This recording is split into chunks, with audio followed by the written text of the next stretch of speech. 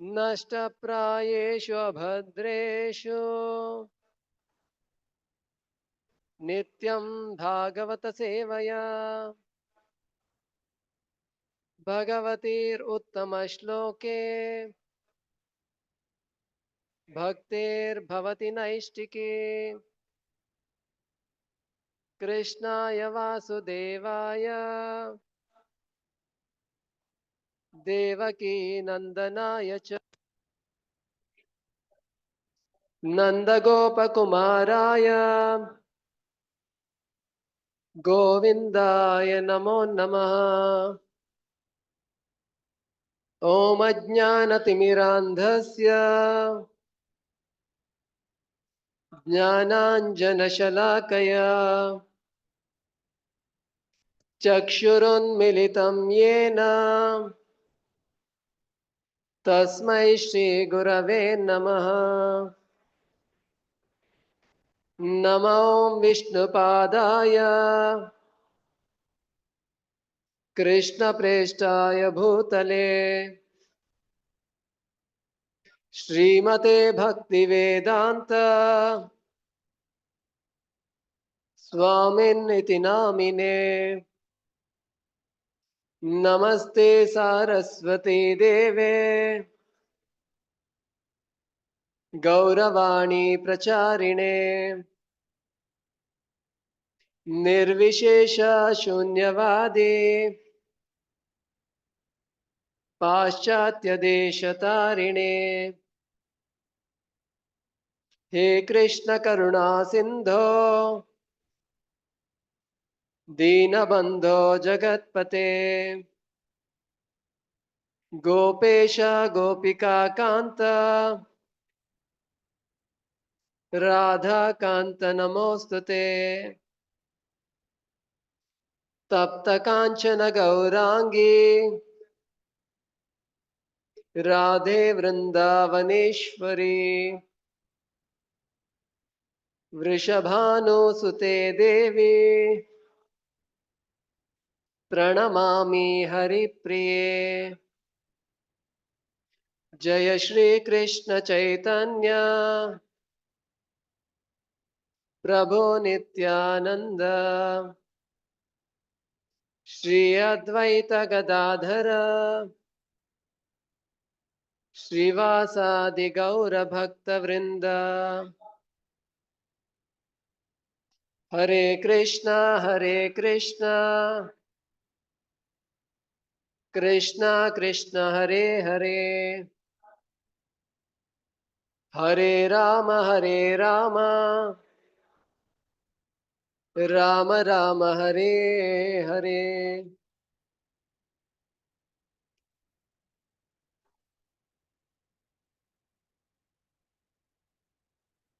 हरे कृष्ण।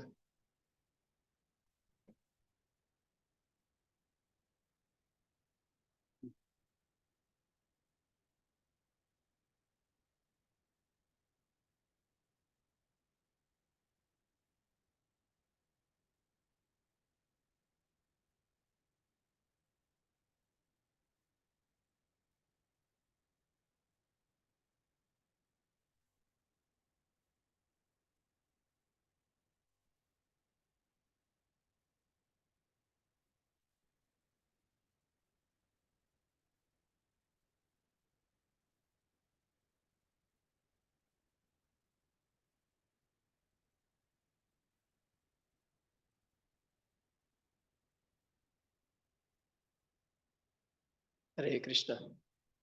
ಇವತ್ತು ಪಾಂಡವ ನಿರ್ಜಲ ಏಕಾದಶಿ.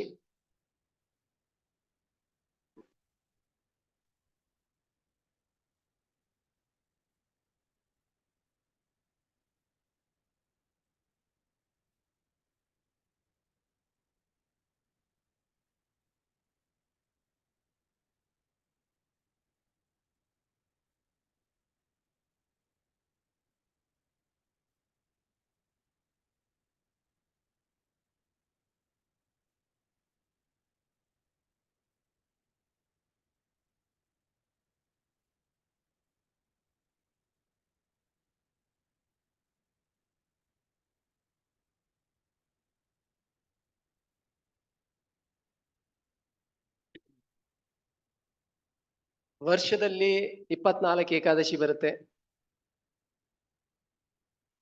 ಕೆಲವರಿಗೆ ಏಕಾದಶಿ ಬಂದ್ರೆ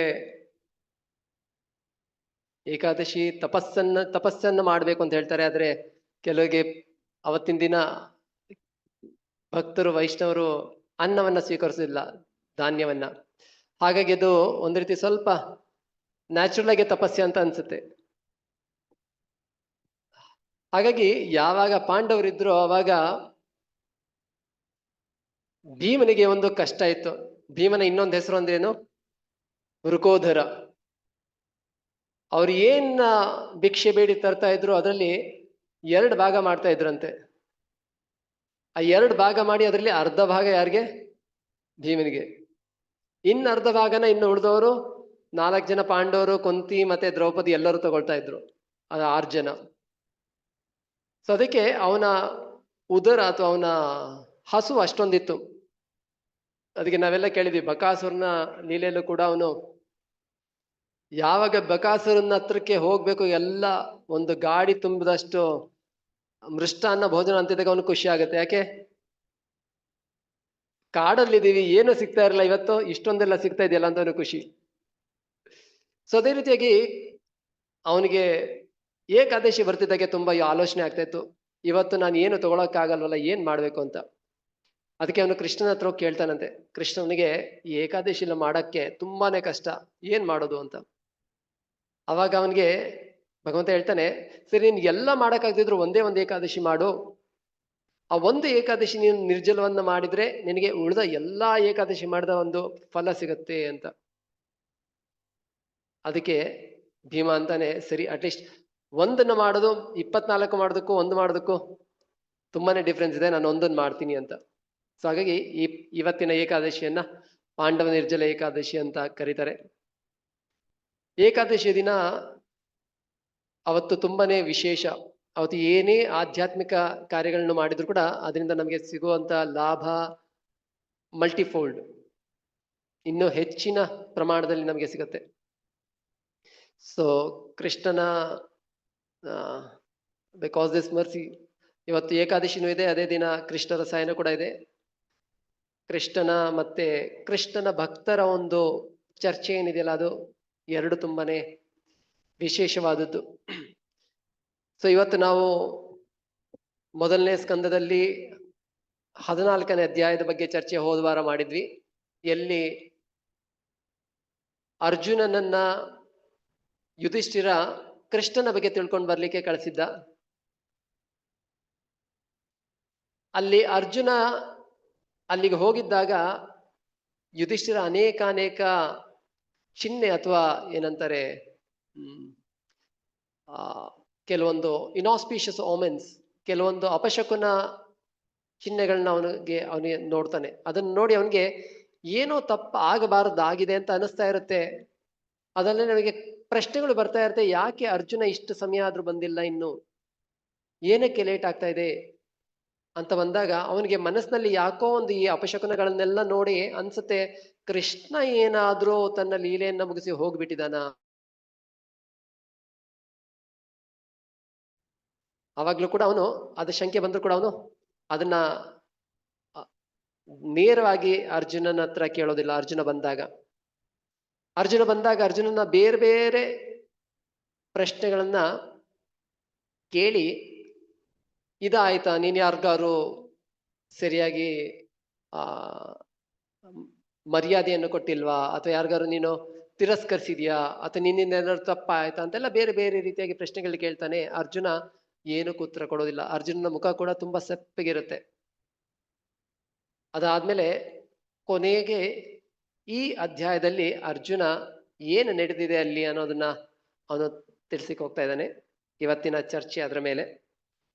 ಅದಕ್ಕೂ ಮುಂಚೆ ನಾವು ಏನೇ ಮಾಡಿದ್ರು ಕೂಡ ಮೊದಲನೇದಾಗಿ ನಾವು ಯಾವುದೇ ಒಂದು ಪ್ರಾಡಕ್ಟ್ ತಗೊಳ್ಳೋದಾದ್ರು ಅಥವಾ ಏನೇ ಮಾಡಿದ್ರು ಕೂಡ ನಾವು ಫಸ್ಟ್ ನೋಡ್ತೀವಿ, ಅದರಿಂದ ನನಗೆ ಲಾಭ ಏನು ಅಂತ.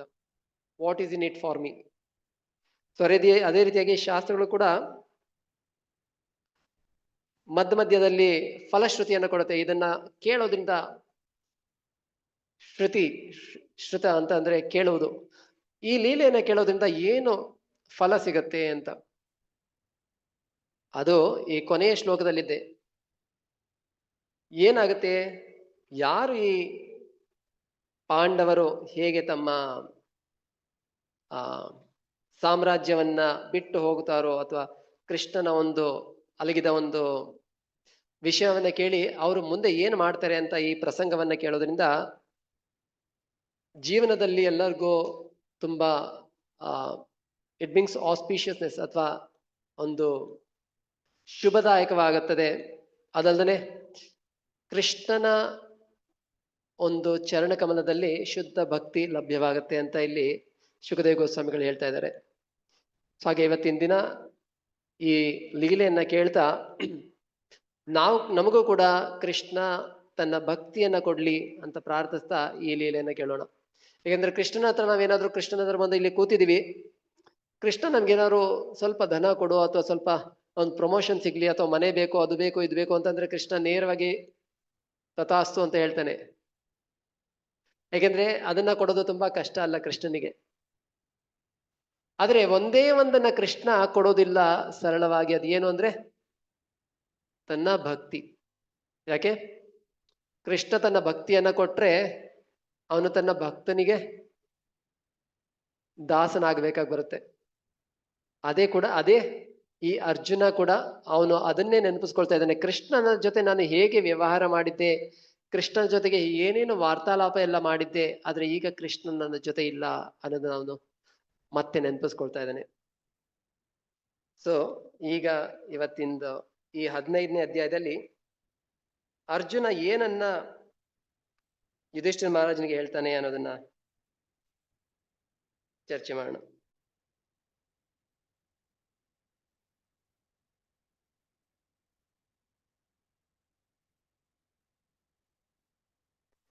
ಸೂತ ಗೋಸ್ವಾಮಿ ಹೇಳ್ತಾ ಇದ್ದಾರೆ, ಏವಂ ಕೃಷ್ಣ ಸಖ ಕೃಷ್ಣ, ಎಲ್ಲರೂ ಹೇಳಿ,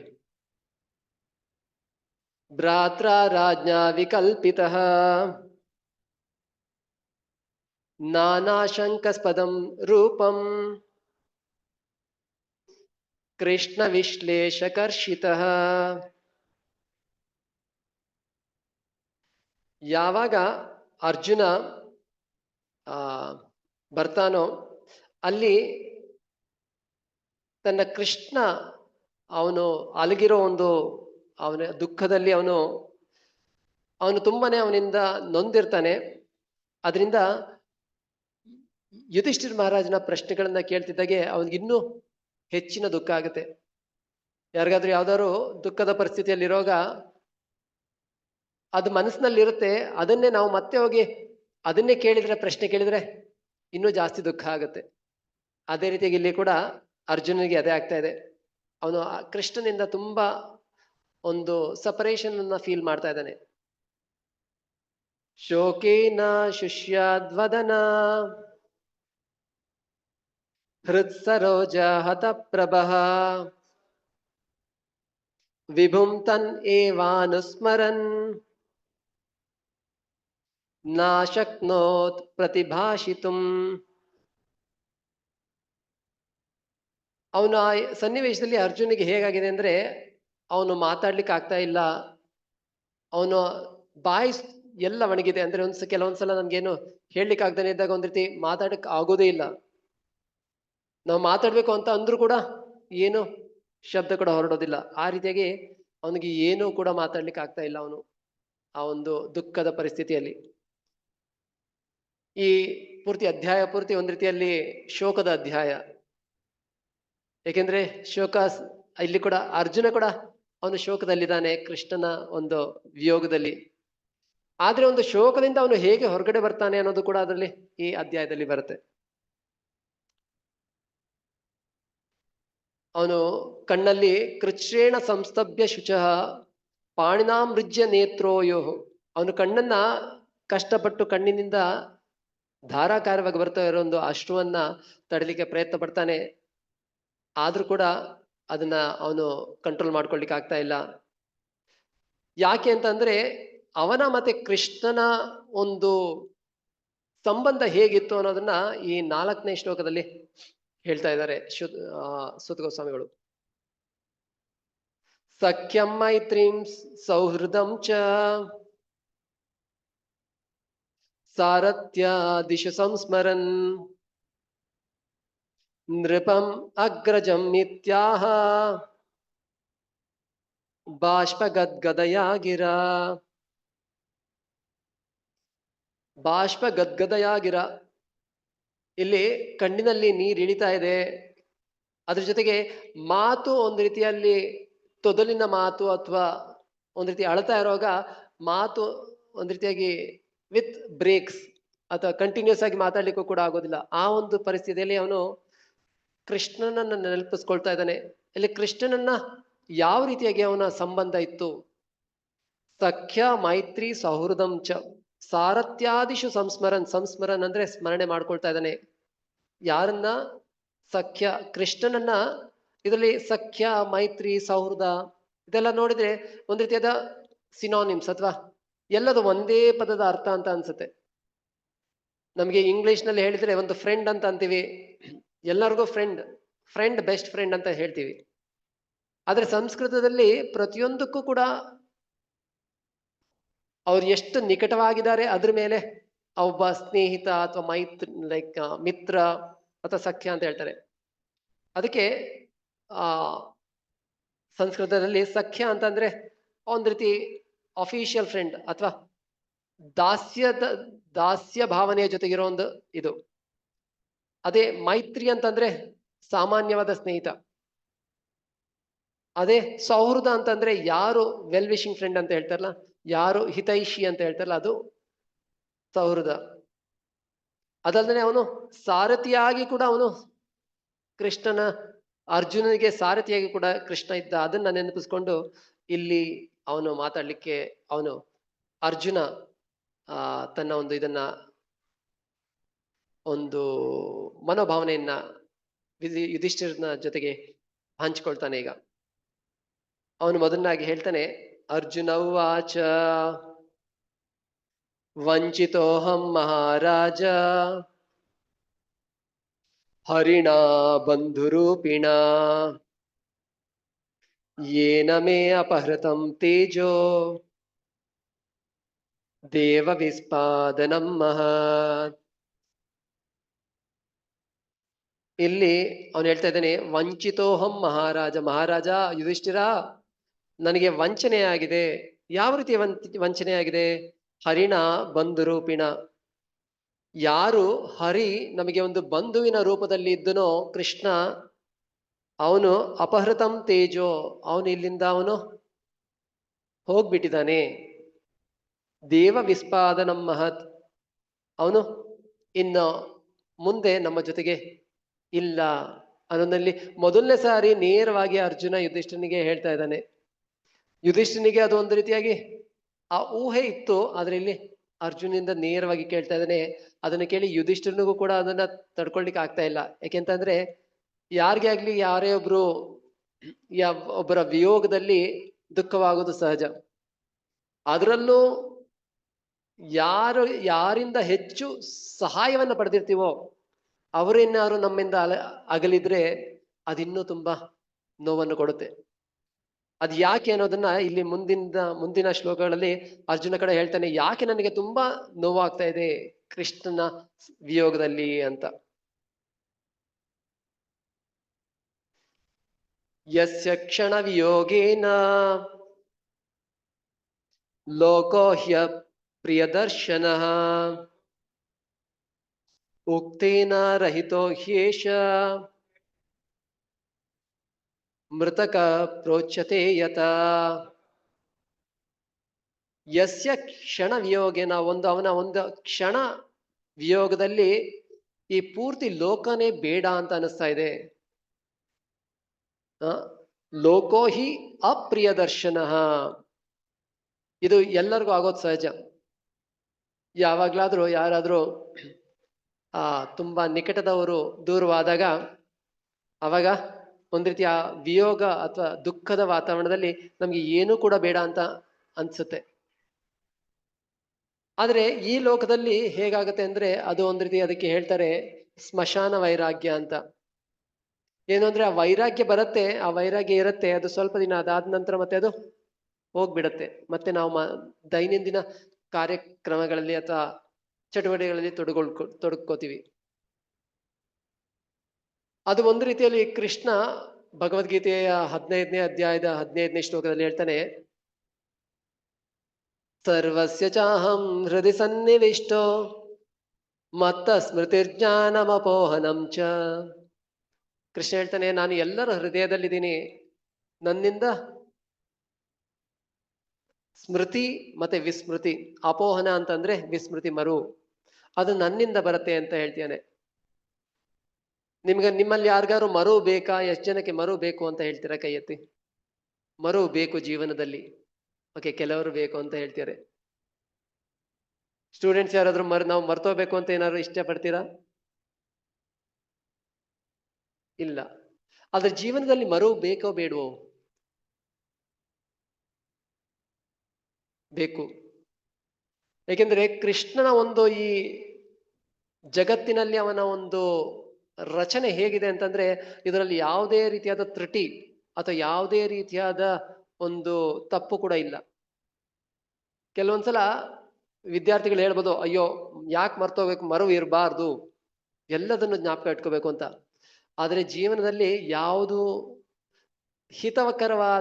ಅಹಿತಕರವಾದ ಘಟನೆಯನ್ನ ನಾವು ಮರಿದನೇ ಇದ್ರೆ ಜೀವನವನ್ನ ಸಾಮಾನ್ಯವಾಗಿ ನಡೆಸಲಿಕ್ಕಾಗುತ್ತಾ? ಆಗೋದಿಲ್ಲ. ಅದಕ್ಕೆ ನಮಗೆ ಮರುವು ಕೂಡ ತುಂಬಾನೇ ಅಗತ್ಯ.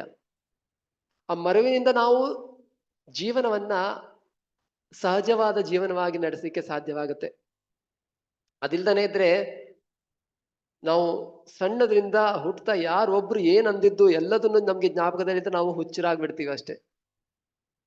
ಅದಕ್ಕೆ ಭಗವಂತ ಈ ಒಂದು ಮರವನ್ನ ಕೊಟ್ಟಿದ್ದಾನೆ. ಆದ್ರೆ ಜೀವನದಲ್ಲಿ ತುಂಬಾನೇ ಎಲ್ಲದನ್ನು ಮರಿತೀವಿ, ಆದ್ರೆ ಕೆಲವೊಂದನ್ನ ಮರೆಯಲ್ಲ. ಯಾವುದನ್ನ ಮರೆಯಲ್ಲ? ನಮಗೆ ಯಾವುದು ತುಂಬಾ ಅತ್ಯಂತ ಪ್ರಿಯಕರವಾದದ್ದು ಅಥವಾ ತುಂಬಾ ಹತ್ತಿರದವ್ರನ್ನ ಯಾವತ್ತೂ ಕೂಡ ಮರೆಯೋದಿಲ್ಲ. ಅದೇ ಕೂಡ ಇಲ್ಲಿ ಅರ್ಜುನ ಕೂಡ ಅವನಿಗೆ ಆಗ್ತಾ ಇರುವಂತ ಒಂದು ಅವನ ಹೃದಯದಲ್ಲಿ ಆಗ್ತಾ ಇರುವಂತ ಒಂದು ವಿಚಾರಧಾರೆ ಈಗ ಇಲ್ಲಿ ಬರ್ತಾ ಇದೆ.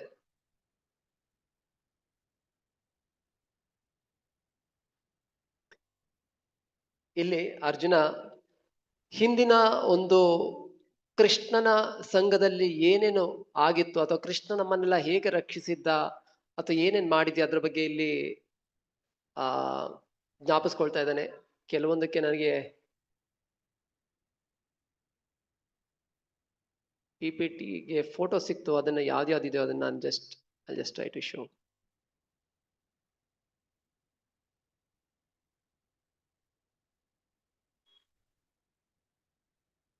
ಮೊದಲನೇದಾಗಿ ಅವನು ಹೇಗೆ ಕೃಷ್ಣನ ಸಂಘದಲ್ಲಿ ನಾನು ದ್ರೌಪದಿಯ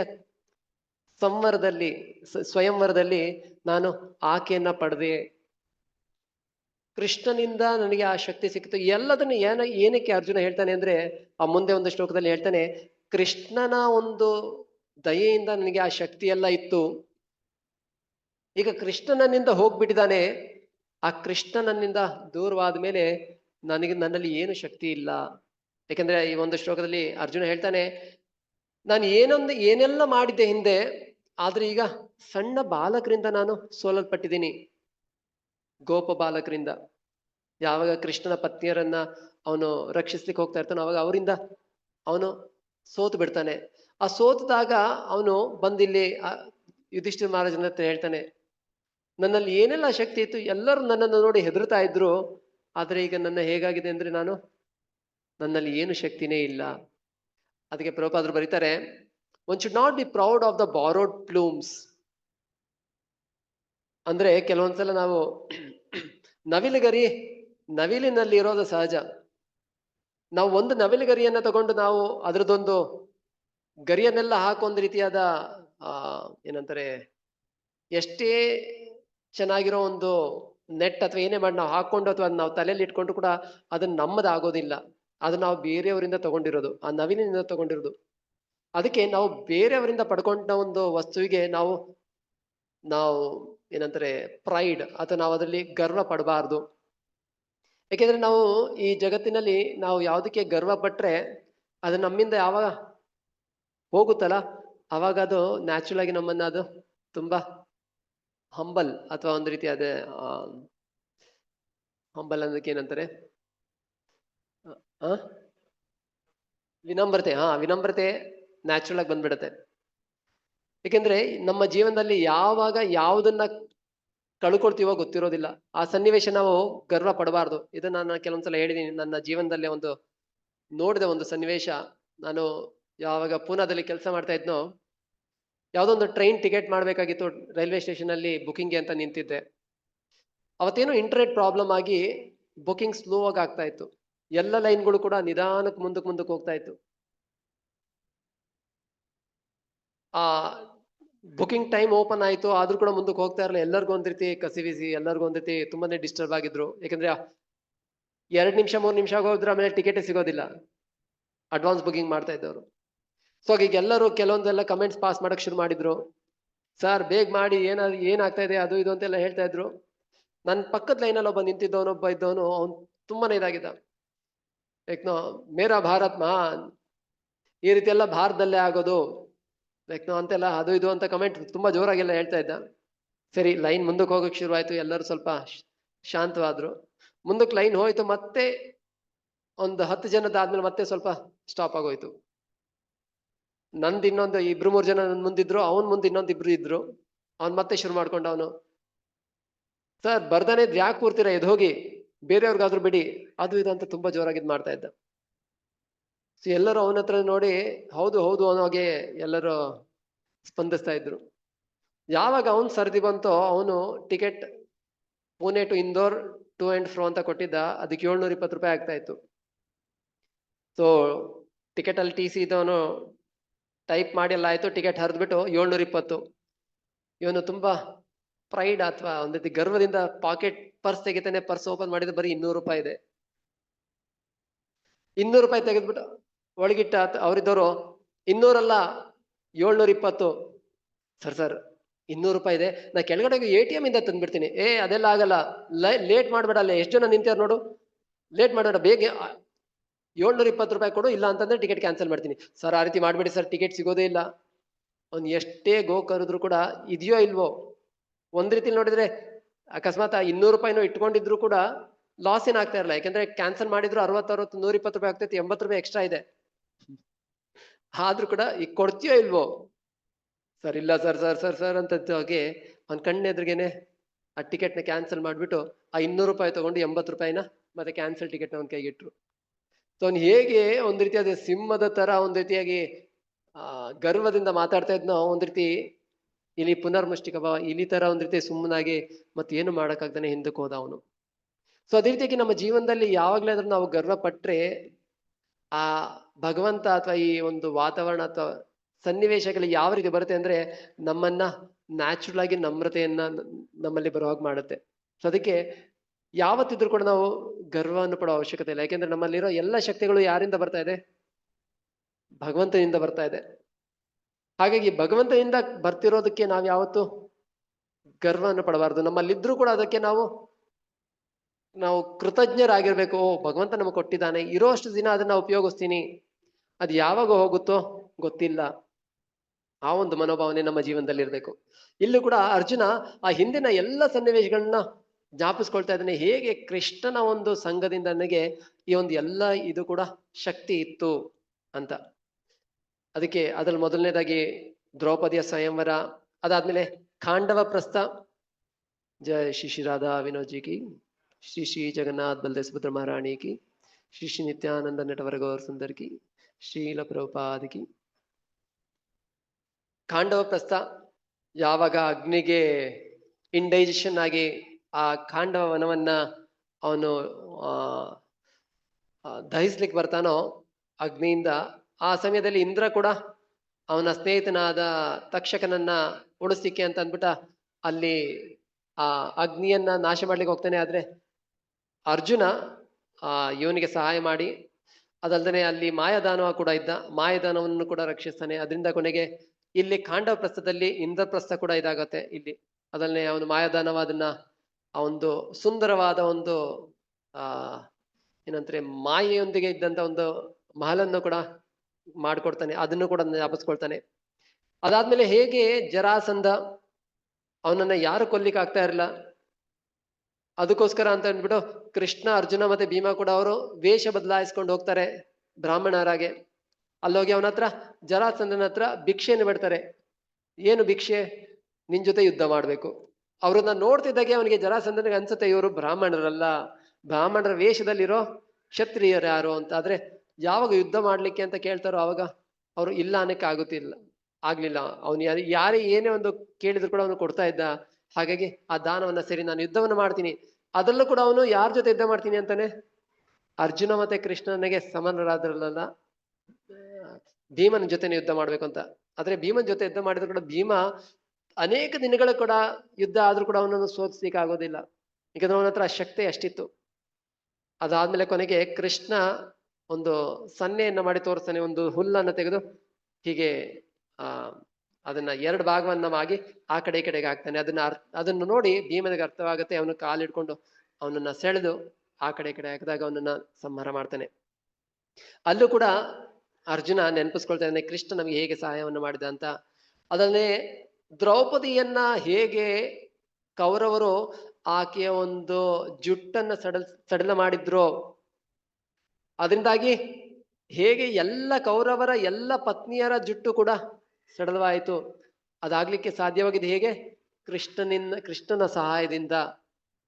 ಆ ರಥದಲ್ಲಿದ್ದಾಗ ಎಷ್ಟೊಂದೆಲ್ಲ ಕಷ್ಟಗಳು ಬಂದು, ಎಷ್ಟೊಂದು ಜನ ಎಲ್ಲ ಹೇಗೆಲ್ಲ ಪ್ರಹಾರ ಮಾಡಿದ್ರು.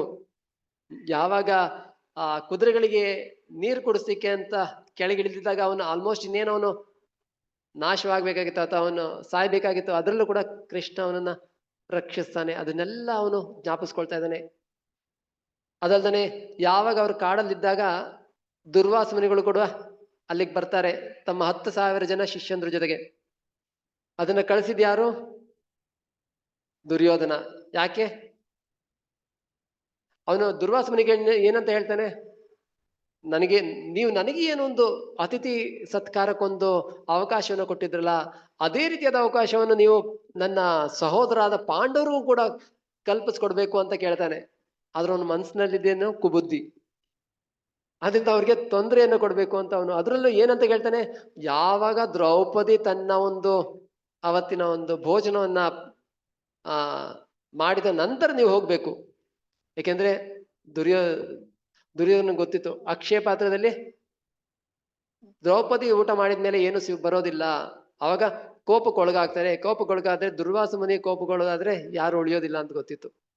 ಸೊ ಹಾಗಾಗಿ ಅದನ್ನು ಕೂಡ ಇದ್ ಮಾಡ್ತಾರೆ. ಆದ್ರೆ ಯಾವಾಗ ಅಲ್ಲಿ ಆ ಕಷ್ಟಕ್ಕೆ ಬರ್ತಾರೋ ಅವಾಗ ತಕ್ಷಣ ಅವ್ರು ಏನ್ ಮಾಡ್ತಾರೆ? ಕೃಷ್ಣನ ಸ್ಮರಣೆಯನ್ನ ಮಾಡಿ ಕೃಷ್ಣ ಅಲ್ಲಿ ಬಂದು ಆ ಒಂದೇ ಒಂದು ಅಗಳು ಅಥವಾ ಒಂದು ಅಲ್ಲಿ ಸೊಪ್ಪಿನ ಒಂದು ತುಂಡನ್ನ ತಗೊಂಡು ಬಾಯಿಗೆ ಹಾಕೊಳ್ತಿದ್ದಾಗೆ ಎಲ್ಲರೂ ಕೂಡ ಅವ್ರ ತೇಗಿ ಬಂದ್ಬಿಡುತ್ತೆ. ಎಲ್ಲ 10,000 ಜನ ಶಿಷ್ಯರಿಗೂ ಕೂಡ ಮತ್ತೆ ದುರ್ವಾಸ ಮುನಿಗಳು ಕೂಡ. ಅವಾಗ ತಕ್ಷಣ ನೀರಿನಲ್ಲಿದ್ದಂತ ದುರ್ವಾಸ ಮುನಿಗಳು ಹೇಳ್ತಾರೆ, ನೋಡಿ ಎಲ್ಲರಿಗೂ ಹೊಟ್ಟೆ ಯಾಕೆ ಎಲ್ಲರೂ ನೋಡ್ತಾರೆ, ಎಲ್ಲರಿಗೂ ತೇಗ ಬರ್ತಾ ಇದೆ. ಅದೇ ದೂರದಲ್ಲಿ ಭೀಮ ಕೂಡ ಬರ್ತಾ ಇದ್ದಾನೆ ಗದೆ ಹಿಡ್ಕೊಂಡು. ದುರ್ವಾಸ ಮುನಿಗಳು ಹೇಳ್ತಾರೆ, ನೋಡಿ ನೀವೀಗ ಎಲ್ಲರೂ ದಿಕ್ಪಾಲರಾಗಿ ಎಲ್ಲಿಗೆ ಯಾವ್ಯಾವ ದಿಕ್ಕಲ್ಲೂ ಆಗುತ್ತೋ ಅಲ್ಲಿಗೆ ಓಡೋಗಿ, ಇಲ್ಲಾಂದ್ರೆ ಭೀಮ ಬರ್ತಾ ಇದ್ದಾನೆ, ನಾವು ಎಲ್ಲ ಆ ಊಟವನ್ನ ರೆಡಿ ಮಾಡಿಡ್ಲಿಕ್ಕೆ ಹೇಳಿದೀವಿ, ಅವ್ರು ತಯಾರು ಮಾಡಿ ಇಟ್ಟಿದ್ದಾರೆ, ಈಗ ನಾವು ಹೋಗ್ಲಿಲ್ಲ ಅಂತಂದ್ರೆ ಭೀಮ ಗದೆಯಲ್ಲಿ ಎಲ್ಲರೂ ಭೀಮನ ಗದೆಯ ರುಚಿಯನ್ನು ಪಡಿಬೇಕಾಗತ್ತೆ ಅಂತ ಎಲ್ಲರೂ ಪಲಾಯನ ಮಾಡ್ತಾರೆ. ಸೊ ಆ ಸಂದರ್ಭದಲ್ಲೂ ಕೂಡ ಹೇಗೆ ಕೃಷ್ಣ ನಮ್ಮನ್ನ ರಕ್ಷಿಸಿದ್ದ ಅಂತ ಅವನು ಜ್ಞಾಪಿಸ್ಕೊಳ್ತಾ ಇದ್ದಾನೆ. ಅದಲ್ದನೆ ಇನ್ನೊಬ್ಬ ನಿವಾತಕ ವಚ ಅಂತ, ಯಾವಾಗ ಅರ್ಜುನ 5 ವರ್ಷಗಳ ಕಾಲ ಇಂದ್ರನ ಹತ್ರ ಅವನು ಟ್ರೈನಿಂಗ್ ಪಡಿಲಿತ್ತಾ ಇರ್ತಾನೆ, ಅವಾಗ ದೇವತೆಗಳು ಕೂಡ ಸಹಾಯ ಮಾಡ್ತಾನೆ. ಅವಾಗ ಒಬ್ಬ ನಿವಾತಕ ವಚ ಅಂತ ಒಬ್ಬ ರಾಕ್ಷಸ ಅವನು ತೊಂದರೆಯನ್ನ ಕೊಡ್ತಾ ಇರ್ತಾರೆ. ಅವಾಗ ಇಂದ್ರ ಅವನನ್ನ ಸಂಹಾರ ಮಾಡ್ಲಿಕ್ಕೆ ಹೇಳಿದಾಗ ಅರ್ಜುನ ನಿವಾತಕ ವಚರನ್ನೆಲ್ಲ ಸಂಹಾರ ಮಾಡ್ತಾನೆ.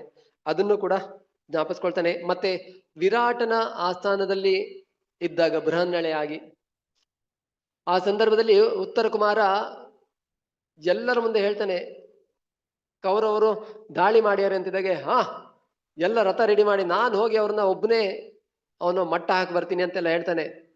ಸರಿ ಅಂತಂದ್ಬಿಟ್ಟು ಸಾರಥಿ ಯಾರಾಗೋದು ಅಂದಾಗ, ಸರಿ ಬೃಹನ್ನಳೆ ನಾನು ಹಾಕ್ತೀನಿ ಸಾರಥಿ ಅಂತ ಮುಂದೆ ಬರ್ತಾಳೆ. ಅಲ್ಲಿ ಹೋದಾಗ ಅಲ್ಲಿ ಕೌರವರ ಒಂದು ಏನು ಸೈನ್ಯವನ್ನ ನೋಡ್ತಿದ್ದಾಗೆ ಉತ್ತರ ಕುಮಾರ, ಏ ಬೃಹನ್ನಳೆ, ರೈಟ್ ಅಬೌಟ್ ಟರ್ನ್, ತಿರುಗ್ಸು. ಯಾಕೆ ಅವರು ನೋಡ್ತಿದ್ದಾಗೆ ಹೆದರಿಕೆ ಆಗ್ಬಿಡುತ್ತೆ ಅವನ್ಗೆ.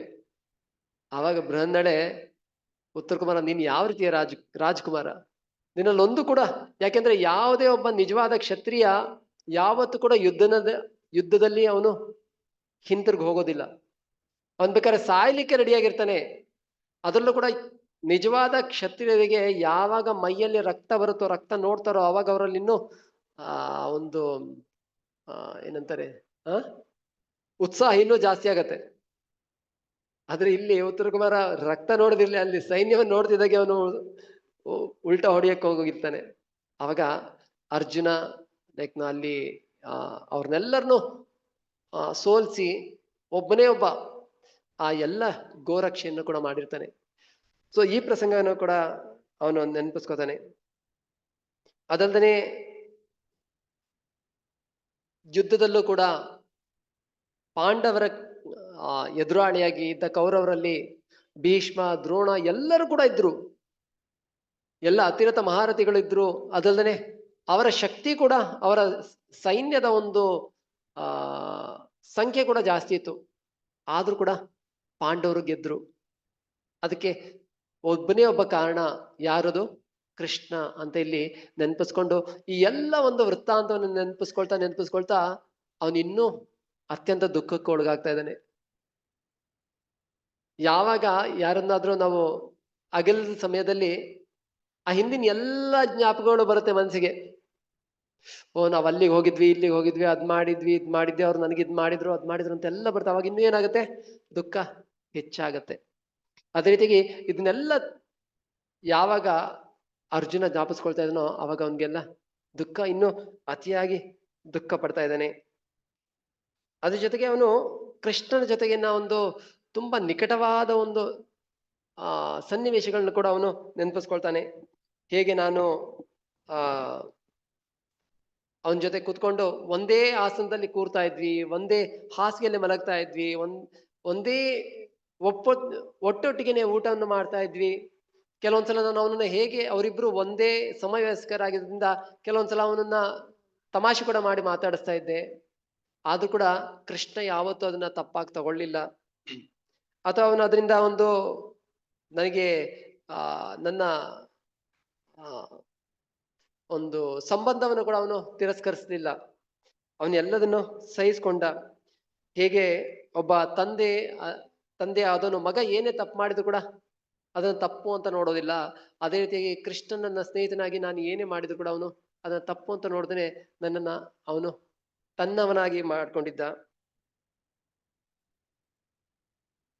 ಅದಲ್ದೇನೆ ನಾನು ಅದೇ ಅರ್ಜುನ, ಆದ್ರೆ ಈಗ ನನ್ನಲ್ಲಿ ಯಾವ ಒಂದು ಕೂಡ ಶಕ್ತಿ ಇಲ್ಲ ಅಂತ ಇಲ್ಲಿ 21ನೇ ಶ್ಲೋಕದಲ್ಲಿ ಅವನು ಹೇಳ್ತಾ ಇದ್ದಾನೆ. ತುಂಬಾ ಸುಂದರವಾದ ಒಂದು ಶ್ಲೋಕ. ಇದರಲ್ಲಿ ಹೇಗೆ ನಮ್ಮಲ್ಲಿ ಕೆಲವೊಂದ್ಸಲ ಭಗವಂತ ಅನೇಕ ಶಕ್ತಿಗಳನ್ನ ಕೊಟ್ಟಿರ್ಬೋದು, ಕೆಲವೊಂದು ಟ್ಯಾಲೆಂಟ್ಸ್ ಕೊಟ್ಟಿರ್ಬೋದು. ಅದಿರತ್ತೆ, ಅದು ಯಾವಾಗ ಬೇಕಾದ್ರೂ ಅದು ನಮ್ಮಿಂದ ಹೊರಟೋಗ್ಬೋದು. ಅದಕ್ಕೆ ನಾವ್ ಯಾವತ್ತು ಗರ್ವವನ್ನ ಪಡಬಾರ್ದು.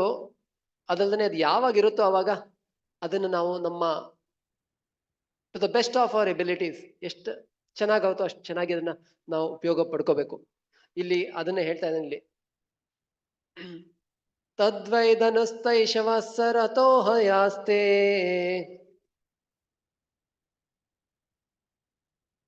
ಸೋಹಂ ರತಿ ನೃಪದಯೋ ಯಥಾ ನಮಂತಿ ಸರ್ವಂ ಕ್ಷಣೇನ ತದಭೂತ್ ಅಸದೀಶ ರಿಕ್ತಂ ಭಸ್ಮನ್ಹುತಂ ಕುಹಕರಾದಮಿವೋಕ್ತಂ ಉಷ್ಯ.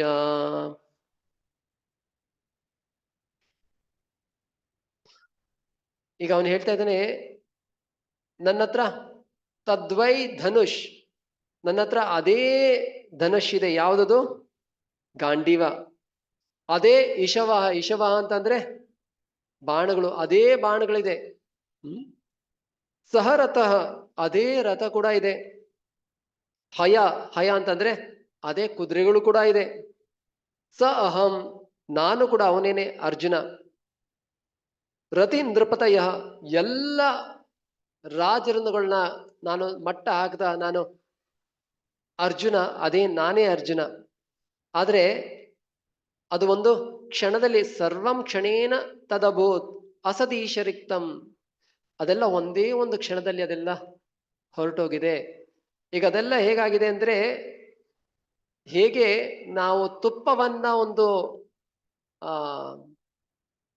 ಆಶ್ ಅಂದ್ರೇನು, ಬೂದಿಯ ಮೇಲೆ ಹಾಕಿದ್ರೆ ಹೇಗಾಗತ್ತೆ, ಅದರಿಂದ ಏನು ಉಪಯೋಗ ಇರೋದಿಲ್ಲ, ಅಥವಾ ಏನು ಆಗೋದಿಲ್ಲ. ಅಥವಾ ಯಾರಾದ್ರೂ ಮ್ಯಾಜಿಕ್ ಮಾಡ್ತಾ ಅದರಿಂದ ತುಂಬಾ ದುಡ್ಡೆಲ್ಲ ತೋರಿಸ್ತಾರೆ ನಮ್ಗೆ ಅಲ್ವಾ. ತುಂಬಾ ನೋಡಿ, ಪೇಪರ್ ತಗೊಂಡು ಪೇಪರಿಂದ ಅವರು ದುಡ್ಡು ತೋರಿಸ್ತಾರೆ. ಅಕಸ್ಮಾತ್ ಅದು ದುಡ್ಡು ಉಪಯೋಗಿಸಕ್ ಆಗತ್ತಾ? ಇಲ್ಲ, ಯಾಕೆಂದ್ರೆ ಅದು ಬರೀ ಮ್ಯಾಜಿಕ್ ಮಾತ್ರ. ಅಕಸ್ಮಾತ್ ಅದು ಉಪಯೋಗಿಸಕ್ ಬರ್ತಾ ಇದ್ದಿದ್ರೆ ಅವನ ಮ್ಯಾಜಿಕ್ ಯಾಕೆ ಮಾಡ್ಬೇಕಾಗಿತ್ತು, ಟಿಕೆಟ್ ಯಾಕೆ ಕಲೆಕ್ಟ್ ಮಾಡ್ಬೇಕಾಗಿತ್ತು ಅಲ್ವಾ. ಅದರ್ಥ ಅದನ್ನ ಉಪಯೋಗಿಸಕ್ ಆಗೋದಿಲ್ಲ. ಅಥವಾ ನಾವು ಯಾವುದೇ ಒಂದು ಬಂಜರು ಭೂಮಿಯಲ್ಲಿ ಒಂದು ಬೀಜವನ್ನ ಬಿತ್ತಿದ್ರೆ ಅದರಿಂದ ಏನಾದ್ರು ಬೆಳೆ ಬರುತ್ತಾ? ಬರೋದಿಲ್ಲ. ಈಗ ನನ್ನ ಶಕ್ತಿ ಕೂಡ ಅದೇ ರೀತಿಯಾಗಿದೆ. ನನ್ನಲ್ಲಿ ಎಲ್ಲದೂ ಮೊದ್ಲು ಏನೇನಿತ್ತು ಅದೆಲ್ಲ ಈಗಲೂ ಕೂಡ ಇದೆ. ಆದ್ರೆ ಅದರಿಂದ ನನ್ನಲ್ಲಿ ಈಗ ಯಾವ ಶಕ್ತಿ ಕೂಡ ಇಲ್ಲ ಅಂತ ಅವನು ತುಂಬಾ ವ್ಯಥೆಯನ್ನ ಪಡ್ತಾ ಇದ್ದಾನೆ. ಆ ವ್ಯಥೆಯನ್ನ ಪಟ್ಟು, ಆದ್ರೆ ಈಗ ಆ ಒಂದು ವಿಯೋಗದಿಂದ, ಆ ಒಂದು ದುಃಖದಿಂದ ಹೊರಗೆ ಬರೋದನ್ನು ಹೇಗೆ ಬರೋದು ಅಂತ ಕೂಡ ಅವನು ಈಗ ಇದರಲ್ಲಿ ಅರ್ಜುನ ನಮ್ಗೆಲ್ಲರೂ ತಿಳಿಸ್ಕೊಳ್ತಾ ಇದ್ದಾನೆ. ಈ ಕ್ಷಣದಲ್ಲಿ ಅರ್ಜುನ ಏನ್ ಮಾಡ್ತಾನೆ ಅಂತಂದ್ರೆ, ತಕ್ಷಣ ಕೃಷ್ಣ ಅವನಿಗೆ ಕೊಟ್ಟಿದ್ದಂತ ಜ್ಞಾನ ಯಾವುದದು, ಭಗವದ್ಗೀತೆಯ ಒಂದು ಜ್ಞಾನವನ್ನು ಅವನು ನೆನಪಿಸ್ಕೊಳ್ತಾನೆ. ಆ ಭಗವದ್ಗೀತೆಯಲ್ಲಿ ಹೇಗೆ ಆ ಸನ್ನಿವೇಶದಲ್ಲೂ ಕೂಡ ನೋಡಿದ್ರೆ, ಯಾವಾಗ ಅರ್ಜುನ ಯುದ್ಧವನ್ನು ಮಾಡ್ಲಿಕ್ಕೆ ಹೋಗಿರ್ತಾನೋ, ಯುದ್ಧವನ್ನು ಮಾಡ್ಲಿಕ್ಕೆ ಅಂತ ಕೃಷ್ಣನಿಗೆ ಎರಡು ಸೈನ್ಯದ ಮಧ್ಯದಲ್ಲಿ ರಥವನ್ನ ಸ್ಥಾಪಿಸ್ಲಿಕ್ಕೆ ಹೇಳಿದಾಗ, ಎರಡೂ ಕಡೆಯ ಸಾಮ್ರಾಜ್ಯವನ್ನು ನೋಡ್ತಿದ್ದಾಗೆ ಅವನು ತುಂಬಾ, ಅಲ್ಲೂ ಕೂಡ ಅವನು ಶೋಕದಿಂದ ಅವನು, ಕೃಷ್ಣ ಹಸ್ತತೆ ಗಾಂಡೀವಂ ಸಂಸ್ಥತೆ ಹಸ್ತ ತ್ವಚ್ಚೈವಂ ಪರಿದಹ್ಯತೆ, ನನ್ನ ಕೈಯಿಂದ ಈ ಗಾಂಡೀವ ಜಾರ್ತಾ ಇದೆ ಅಂತ ಅಲ್ಲಿ ಕೂತ್ಕೊಬಿಡ್ತಾನೆ, ನಾನು ಯುದ್ಧ ಮಾಡೋದಿಲ್ಲ ಅಂತ. ಅದನ್ನೇ ಅವನು ಅನೇಕ ಕಾರಣಗಳನ್ನ ಕೊಡ್ತಾನೆ, ನಾನು ಯಾಕೆ ಯುದ್ಧವನ್ನು ಮಾಡೋದ್ ಬೇಡ ಅಂತ. ಅವಾಗ ಕೃಷ್ಣ ಕೂಡ ಏನು ಮಾತಾಡ್ತಾನೆ, ಅವನು ಕೇಳಿಸ್ಕೊಳ್ತಾನೆ ಅದೆಲ್ಲ. ಅರ್ಜುನ ಏನ್ ಹೇಳ್ತೀಯ, ಹೇಳ್ತಾ ಇರು, ಹೇಳು ಹೇಳು ಹೇಳು ಅಂತ. ಎಲ್ಲಿ ತನಕ ಕೃಷ್ಣ ಕೇಳೋದಿಲ್ವೋ, ಅರ್ಜುನ ಕೇಳೋದಿಲ್ವೋ, ಅಲ್ಲಿ ತನಕ ಕೃಷ್ಣ ಸುಮ್ಮನೆ ಕೇಳ್ತಾನೆ. ಆದ್ರೆ ಯಾವಾಗ ಅರ್ಜುನನಿಗೆ ಏನ್ ಮಾಡ್ಬೇಕು ಅಂತ ತೋಚೋದಿಲ್ವೋ ಆವಾಗ ಹೇಳ್ತಾನೆ, ಶಿಷ್ಯಸ್ಸೇಹಂ ಶಾದಿಮಾಂ ತ್ವಾಂ ಪ್ರಪನ್ನಂ. ಕೃಷ್ಣ, ನನಗೆ ಏನ್ ಮಾಡ್ಬೇಕು ಅಂತ ದಾರಿ ತೋಚ್ತಾ ಇಲ್ಲ, ನಾನು ನಿನಗೆ ಶಿಷ್ಯನಾಗ್ತೀನಿ, ನೀನು ನನ್ನ ಗುರುವಾಗಿ ನನಗೆ ದಾರಿಯನ್ನು ತೋರಿಸು ಅಂತ ಕೇಳ್ತಾನೆ. ಆ ಸಮಯದಲ್ಲಿ ಕೃಷ್ಣ ಅರ್ಜುನಿಗೆ ಭಗವದ್ಗೀತೆಯ ಜ್ಞಾನವನ್ನು ಕೊಡ್ತಾನೆ. ಆ ಭಗವದ್ಗೀತೆಯ ಜ್ಞಾನವನ್ನ ಪಡೆದುಕೊಂಡಾಗ ಶುರುನಲ್ಲಿ ಅರ್ಜುನ ವ್ಯಥೆಯನ್ನ ಪಡ್ತಾ ಇರ್ತಾನೆ. ಅದೇ ಕೊನೆಯಲ್ಲಿ ಅರ್ಜುನ ಏನ್ ಹೇಳ್ತಾನೆ, ನಷ್ಟೋ ಮೋಹ ಸ್ಮೃತಿರ್ಲಬ್ಧ್ವಾ ತತ್ ಪ್ರಸಾದಾದ್ಮಯ ಅಚ್ಯುತ. ಕೃಷ್ಣ, ನೀನು ಕೊಟ್ಟಿರೋ ಒಂದು ಜ್ಞಾನದಿಂದ ನನ್ನ ಒಂದು ಮೋಹ ಏನಿದೆಯಲ್ಲ, ಮೋಹ ಎಲ್ಲ ಹೊರಟೋಯ್ತು. ಸ್ಮೃತಿರ್ಲಬ್ಧ್ವಾ, ನನಗೆ ಏನ್ ಮಾಡ್ಬೇಕು ಏನ್ ಮಾಡಬಾರ್ದು ಅಂತ ನನಗೆ ಸರಿಯಾಗಿ ಅರ್ಥ ಆಗಿದೆ. ಕರಿಷ್ಯೇ ವಚನಂ ತವ, ನಾನು ನೀನು ಏನನ್ನ ಹೇಳಿದ್ಯೋ ಅದನ್ನ ನಾನು ನೀನ್ ಹೇಳ್ದಾಗೆ ನಾನು ನಡ್ಕೊಳ್ತೀನಿ ಅಂತ ಅಲ್ಲಿ ಹೇಳ್ತಾನೆ. ಸೊ ಈಗ ಅರ್ಜುನ ಈ ಸಮಯದಲ್ಲೂ ಕೂಡ ಆ ಕೃಷ್ಣ ಕೊಟ್ಟಂತ ಒಂದು ಜ್ಞಾನವನ್ನ ಮತ್ತೆ ಸ್ಮರಿಸ್ಕೊಳ್ತಾನೆ. ಯಾಕೆಂದ್ರೆ ಅವಾಗ್ಲೂ ಕೂಡ ಅವನು ಅದೇ ಸನ್ನಿವೇಶದಲ್ಲಿದ್ದ ಅವನು. ಸೊ ಇಲ್ಲೂ ಕೂಡ ಅವನು ಆ ಕೃಷ್ಣ ಕೊಟ್ಟಂತ ಒಂದು ಜ್ಞಾನ. ಯಾಕೆ ನಮ್ಗೆ ಮೋಹ ಯಾಕೆ ಬರುತ್ತೆ ಹೇಳಿ? ಈ ಜಗತ್ತಿನಲ್ಲಿ ಸಾಮಾನ್ಯವಾಗಿ ಭಯ ಮೋಹ ತುಂಬಾ ಸರಳ ಸಹಜ. ಯಾಕೆ ನಮಗೆ ಮೋಹ ಬರುತ್ತೆ ಅಥವಾ ನಾವು ಯಾಕೆ ಭಯ ಬರುತ್ತೆ? ಭಯ ಯಾಕಾಗತ್ತೆ? ನಮ್ಮ ಹತ್ರ ಇರೋದು ಯಾವ್ದಾದ್ರು ಕಳ್ಕೊಂಡ್ ಬಿಡ್ತೀವಿ, ಅಥವಾ ನಮ್ಮ ಹತ್ರ ಇರೋದು ಹೋಗ್ಬಿಡುತ್ತೆ, ಅಥವಾ ನನಗೇನಾದ್ರು ತೊಂದರೆ ಆಗತ್ತೆ ಅಂತ ಆ ಭಯ ಇರುತ್ತೆ. ಯಾರಾದ್ರೂ ನನಗೆ ಬಂದು ನನಗೆ ಏನಾದ್ರು ಮಾಡಿಬಿಟ್ರೆ, ಅಥವಾ ನನ್ನ ಹತ್ರ ಇರೋ ಹೊಸ ಐಫೋನ್ ಏನಾದ್ರು ಹೊಸದಾಗಿ ತಗೊಂಡಿದ್ದೀನಿ ಅದನ್ನ ಯಾರಾದ್ರೂ ಕದ್ಕೊಬಿಟ್ರೆ ಅಲ್ವಾ. ಸೊ ಆ ರೀತಿಯಾದ ಆ ಮೋಹ ಅಥವಾ ಭಯ ಯಾಕಾಗತ್ತೆ ಅಂದ್ರೆ, ನಾವು ಈ ದೇಹವನ್ನ ತಪ್ಪಾಗಿ ನಾನು ಈ ದೇಹ ಅಥವಾ ಈ ದೇಹಕ್ಕೆ ಸಂಬಂಧಪಟ್ಟಿದ್ದೆಲ್ಲದು ನನ್ನದು ಅಂತ ನೋಡ್ತಾ ಇರೋದ್ರಿಂದ ಆ ರೀತಿಯಾದ ಒಂದು ಭಯ ಇರುತ್ತೆ ಅಥವಾ ಮೋಹ ಇರುತ್ತೆ. ಅದನ್ನೇ ಕೃಷ್ಣ ಕೂಡ 2ನೇ ಅಧ್ಯಾಯದಲ್ಲಿ ತುಂಬಾ ಸರಳವಾಗಿ ಅರ್ಜುನಿಗೆ ಹೇಳೋದು, ಅರ್ಜುನ, ನೀನು ಈ ಯುದ್ಧವನ್ನ ಮಾಡಿ ಅವ್ರನ್ನ ಕೊಲ್ಬೇಕು ಅಂತ ಅನ್ಕೋತಾ ಇದೆಯೋ, ಅವ್ರನ್ನ ನೀನು ಕೊಲ್ತೀಯೋ ಬಿಡ್ತೀಯೋ, ನಾನು ಅದನ್ನ ಕೊಲ್ತೀನಿ. ಯಾಕೆ? ಕೃಷ್ಣ ಈ ಲೋಕಕ್ಕೆ ಬರೋದು ಯಾಕೆ? ಅದನ್ನ ಭಗವದ್ಗೀತೆಯಲ್ಲೇ ಹೇಳ್ತಾನೆ. ಪರಿತ್ರಾಣಾಯ ಸಾಧುನಾಂ ವಿನಾಶಾಯ ಚ ದುಷ್ಕೃತಾಂ ಧರ್ಮ ಸಂಸ್ಥಾಪನಾರ್ಥಾಯ ಸಂಭವಾಮಿ ಯುಗೆ ಯುಗೆ. ಯಾವಾಗ ಅಧರ್ಮ ಹೆಚ್ಚಾಗುತ್ತೋ, ಧರ್ಮ ಕ್ಷೀಣವಾಗುತ್ತೋ, ಅವಾಗ ನಾನು ಬರ್ತೀನಿ. ಯಾಕೆ? ಧರ್ಮವನ್ನ ಮರುಸ್ಥಾಪನೆ ಮಾಡ್ಲಿಕ್ಕೆ ಅಂತ ಹೇಳ್ತಾನೆ. ಅದೇ ರೀತಿಯಾಗಿ ಇಲ್ಲೂ ಕೂಡ ಕೃಷ್ಣ ಧರ್ಮವನ್ನ ಸ್ಥಾಪನೆ ಮಾಡಿದ್ದಾಯ್ತು, ಪಾಂಡವರನ್ನ ರಾಜರನ್ನಾಗಿ ಮಾಡಿದ್ದಾಯ್ತು. ಅದಾದ್ಮೇಲೆ ಯಾವಾಗ ಕೃಷ್ಣ ನೋಡ್ತಾನೋ, ಓಕೆ ನಾನು ಬಂದಂತ ಕೆಲಸ ಇಲ್ಲಿ ಮುಗೀತು, ಅವಾಗ ಕೃಷ್ಣ ಈ ಲೋಕವನ್ನ ಬಿಟ್ಟು ಅವನು ಹೋಗ್ಬಿಡ್ತಾನೆ. ಅದಕ್ಕೆ ಆಚಾರ್ಯ ಹೇಳ್ತಾರೆ, ಭಗವಂತ ಏನು ನಾವು ನಮಗೆ ಹುಟ್ಟಿದೆ, ಸಾವಿದೆ, ಭಗವಂತ ಕೂಡ ನಮ್ಮ ಹಾಗೆ ಹುಟ್ಟುತ್ತಾನ, ಅವನಿಗೂ ಕೂಡ ಮರಣ ಇದೆಯಾ ಅಂತ. ಅದಕ್ಕೆ ಆಚಾರ್ಯರು ಹೇಳ್ತಾರೆ, ಕೃಷ್ಣನಿಗೆ ಯಾವತ್ತು, ಭಗವಂತನಿಗೆ ಯಾವತ್ತು ಹುಟ್ಟು ಅಥವಾ ಸಾವು ಇಲ್ಲ. ಅವನು ಅವತರಿಸ್ತಾನೆ, ಅವನು ಇಲ್ಲಿಂದ ಮತ್ತೆ ಮರೆಯಾಗುತ್ತಾನೆ. ಅದನ್ನ ಒಂದು ಸೂರ್ಯನ ಉದಯಕ್ಕೆ ಮತ್ತೆ ಸೂರ್ಯಾಸ್ತಕ್ಕೆ ಹೋಲಿಸ್ತಾರೆ. ಸೂರ್ಯ ಯಾವಾಗ ಉದಯಿಸ್ತಾನೋ ಮತ್ತೆ ಸೂರ್ಯ ಅಸ್ತ ಆಗುತ್ತೋ, ಅದರಿಂದ ಸೂರ್ಯ ಅವನು ನಾಶವಾದಾಗ, ಅಥವಾ ಸೂರ್ಯ ಉದಯಕ್ಕಿಂತ ಮುಂಚೆ ಸೂರ್ಯ ಇರ್ಲಿಲ್ವಾ? ಇಲ್ಲ. ಸೂರ್ಯ ಬೇರೆ ಇನ್ಯಾವುದೋ ಕಡೆ ಇದ್ದ, ಈಗ ಅವನು ನಮ್ಮ ಒಂದು ನೋಟಕ್ಕೆ ಬರ್ತಾ ಇದ್ದಾನೆ. ಸೂರ್ಯಾಸ್ತ ಆದ್ಮೇಲೆ ಕೂಡ ಸೂರ್ಯ ಇದ್ದೇ ಇದ್ದಾನೆ. ಹಾಗಾಗಿ ಭಗವಂತ ಈ ಲೋಕಕ್ಕೆ ಬರ್ತಾನೆ, ಇಲ್ಲಿ ತನ್ನ ಲೀಲೆಗಳನ್ನ ಮಾಡ್ತಾನೆ, ಧರ್ಮ ಸ್ಥಾಪನೆ ಮಾಡ್ತಾನೆ. ಇಲ್ಲಿ ಅವನ ಒಂದು ಕೆಲಸ ಮುಗಿದ್ಮೇಲೆ ಈ ಲೋಕವನ್ನ ಬಿಟ್ಟು ಬೇರೆ ಲೋಕಕ್ಕೆ ಹೋಗುತ್ತಾನೆ. ಯಾಕೆಂದ್ರೆ ಈ ವಿಜ್ಞಾನಿಗಳ ಪ್ರಕಾರ ಈ ವಿಶ್ವ ಒಂದೇ ಒಂದು ವಿಶ್ವ, ಈ ವಿಶ್ವದಲ್ಲಿ ಮಾತ್ರ ಜೀವ ಇದೆ ಅಂತ ಸದ್ಯಕ್ಕೆ ಅವರ ಪರಿಕಲ್ಪನೆ. ಆದ್ರೆ ಶಾಸ್ತ್ರದಲ್ಲಿ ಹೇಳತ್ತೆ, ಅಂಡಾಂತರಸ್ಥ ಪರಮಾಣು ಚೇಂತರಸ್ಥ, ಭಗವಂತ ಪ್ರತಿಯೊಂದು ಅಣುವಿನಲ್ಲೂ ಇದ್ದಾನೆ. ಅದನ್ನೇ ಈ ಒಂದು ಜಗತ್ತಿನಲ್ಲಿ ಅಖಿಲಾಂಡ ಕೋಟಿ ಬ್ರಹ್ಮಾಂಡ ನಾಯಕ ಅಂತ ಭಗವಂತನ ಕರೀತಾರೆ. ಅಖಿಲಾಂಡ ಅಂದ್ರೆ ಕೋಟಿ ಬ್ರಹ್ಮಾಂಡಗಳಿದೆ, ಪ್ರತಿಯೊಂದು ಬ್ರಹ್ಮಾಂಡದಲ್ಲೂ ಅನೇಕ ಜೀವಿಗಳಿದ್ದಾರೆ. ಅವರ ಇಚ್ಛೆಯ ಪ್ರಕಾರ ಅವರಿಗೆ ಅಲ್ಲಲ್ಲಿ ಆ ಜನ್ಮ ಸಿಗತ್ತೆ. ಭಗವಂತ ಎಲ್ಲ ಕಡೆ ತನ್ನ ಲೀಲೆಗಳನ್ನ ನಿರಂತರವಾಗಿ ಮಾಡ್ತಾನೆ. ಭಗವಂತನ ಲೀಲೆಗಳನ್ನ ಸಮುದ್ರದಲ್ಲಿ ಬರುವಂತ ಅಲೆಗಳಿಗೆ ಹೋಲಿಸಲಾಗುತ್ತದೆ. ಸಮುದ್ರದಲ್ಲಿ ಹೇಗೆ ಅಲೆಗಳು ನಿರಂತರವಾಗಿ ಬರುತ್ತೆ, ಸಮುದ್ರದಲ್ಲಿ ಅಲೆಗಳು ಯಾವ ತರ ನಿಲ್ಲುತ್ವಾ? ಇಲ್ಲ. ಅದೇ ರೀತಿಗೆ ಭಗವಂತ ಒಂದು ಕಡೆ ಅವನ ಒಂದು ಲೀಲೆ ಆಗುತ್ತೆ, ಇನ್ನೊಂದು ಲೀಲೆ ಆಗುತ್ತೆ. ಆ ಲೀಲೆಯನ್ನ ಮುಗಿದ್ಮೇಲೆ ಮತ್ತೊಂದು ಕಡೆ ಅವನು ತನ್ನ ಲೀಲೆಗಳನ್ನ ಶುರು ಮಾಡ್ತಾನೆ. ಅದು ಭಗವಂತನ ಲೀಲೆಗಳು. ಹಾಗೇನೆ ಭಗವಂತ ಕೃಷ್ಣ ಇಲ್ಲಿ ಬಂದು ತನ್ನ ಲೀಲೆಗಳನ್ನ ಮಾಡಿ, ಅವನು ತನ್ನ ಲೀಲೆಗಳನ್ನ ಮುಗಿಸಿ ಅವನು ಇಲ್ಲಿಂದ ಹೊರಟು ಹೋಗಿದ್ದಾನೆ. ಆದ್ರೆ ಭಗವಂತ ಯಾವಾಗ ಬರ್ತಾನೋ ಅವನು ಒಬ್ಬೊಂಟಿಯಾಗಿ ಬರೋದಿಲ್ಲ. ಹೇಗೆ ಒಬ್ಬ ರಾಜನಾದವನು ರಾಜ ಬರುವಾಗ ರಾಜ ಒಬ್ನೇ ಬರೋದಿಲ್ಲ, ಅವನ ಜೊತೆಗೆ ಸಂಪೂರ್ಣ ಸಾಮ್ರಾಜ್ಯನೇ ಬರುತ್ತೆ. ಸೊ ಅದೇ ರೀತಿಯಾಗಿ ಭಗವಂತ ಕೂಡ ಈ ಧರೆಗೆ ಬರುವಾಗ ಅವನೊಬ್ಬೊಂಟಿಯಾಗಿ ಬರೋದಿಲ್ಲ. ಅವನ ಕಡೆಗೆ ಅನೇಕ ದೇವತೆಗಳು ಅವನ ಅನುಚರರಾಗಿ ಇಲ್ಲಿ ಬರ್ತಾರೆ. ಆ ಯಾದವರು, ವೃಷ್ಣಿ ಅವರೆಲ್ಲ ಯಾರು? ಭಗವಂತನ ಸಹಚರರು. ಅವರೆಲ್ಲರೂ ಇಲ್ಲಿ ಅವತರಿಸಿದ್ರು. ಈಗ ಭಗವಂತ ಅವನು ತನ್ನ ಲೀಲೆಗಳನ್ನ ಮುಗಿಸಿ ಹೋದ್ಮೇಲೆ ಅವರೆಲ್ಲ ಇದ್ರೆ ಮತ್ತೆ ಅವರು ಅತಿ ಶಕ್ತಿವಂತರು, ಎಲ್ಲ ದೇವತೆಗಳು. ಅವ್ರನ್ನ ಬೇರೆ ಯಾವ ರಾಜರು ಕೂಡ ಸಂಹಾರ ಮಾಡ್ಲಿಕ್ಕೆ ಸಾಧ್ಯ ಇಲ್ಲ. ಹಾಗಾಗಿ ಅವ್ರನ್ನ ಮತ್ತೆ ವಾಪಸ್ ಕರ್ಕೊಂಡು ಹೋಗ್ಬೇಕು. ಅದಕ್ಕೋಸ್ಕರ ಅವನು ಮೌಷಳ ಲೀಲೆಯನ್ನು ಕೂಡ ಮಾಡ್ತಾನೆ. ಅವರವರಲ್ಲೇ ಯುದ್ಧ ಆಗುವಾಗೆ ಮಾಡಿ ಅವ್ರವ್ರಿಗೆ ಒಬ್ಬೊಬ್ರಿಗೆ ಹೊಡೆದಾಡಿ ಅವರು ಈ ಸಾವನ್ನಪ್ಪಿದ್ರು ಅನ್ನೋ ರೀತಿಯಾಗಿ ಆ ಒಂದು ಸನ್ನಿವೇಶ ಬರುತ್ತೆ. ಕೆಲವೊಬ್ರು ಕೃಷ್ಣನ ಒಂದು ಈ ಜಗತ್ತಿನಿಂದ ಹೋಗುವಂತ ಲೀಲೆಯನ್ನು ಕೇಳಿದಾಗ, ಭಗವಂತನು ಕೂಡ ನಮ್ಮಾಗೆ ಅವನಿಗೆ ಹುಟ್ಟಿದೆ, ಸಾವಿದೆ ಅಂತ ಅಂದ್ಕೊಳ್ಳೋದು ಸಹಜ. ಆದ್ರೆ ಆಚಾರ್ಯರು ಹೇಳ್ತಾರೆ, ಭಗವಂತ ಯಾಕೆ ಆ ರೀತಿಯಾದ ಲೀಲೆಗಳನ್ನ ಮಾಡ್ತಾನೆ ಅಂದ್ರೆ, ಯಾರಿಗೆ ಭಗವಂತನಲ್ಲಿ ಒಂದು ನಂಬಿಕೆ ಇಲ್ವೋ ಅವ್ರಿಗೆ ಹೌದು ಭಗವಂತ ಕೂಡ ಒಬ್ಬ ಸಾಮಾನ್ಯ ಜೀವಿ ಅಂತ ಅವರು ತಿಳ್ಕೊಳ್ಳಿ. ಅದರಿಂದ ಅವ್ರು ಏನಾಗುತ್ತೆ, ಮತ್ತೆ ಈ ಏನಂತಾರೆ ಜನನ ಮರಣದ ಚಕ್ರದಲ್ಲಿ ಅದರಲ್ಲೇ ಅವರು ಸುತ್ತ ಹೊಡಿತಾ ಇರ್ತಾರೆ. ಭಗವದ್ಗೀತೆ 4ನೇ ಅಧ್ಯಾಯ 9ನೇ ಶ್ಲೋಕದಲ್ಲಿ ಕೃಷ್ಣ ಹೇಳ್ತಾನೆ. ಯಾವುದು 4ನೇ ಅಧ್ಯಾಯ 9ನೇ ಶ್ಲೋಕ?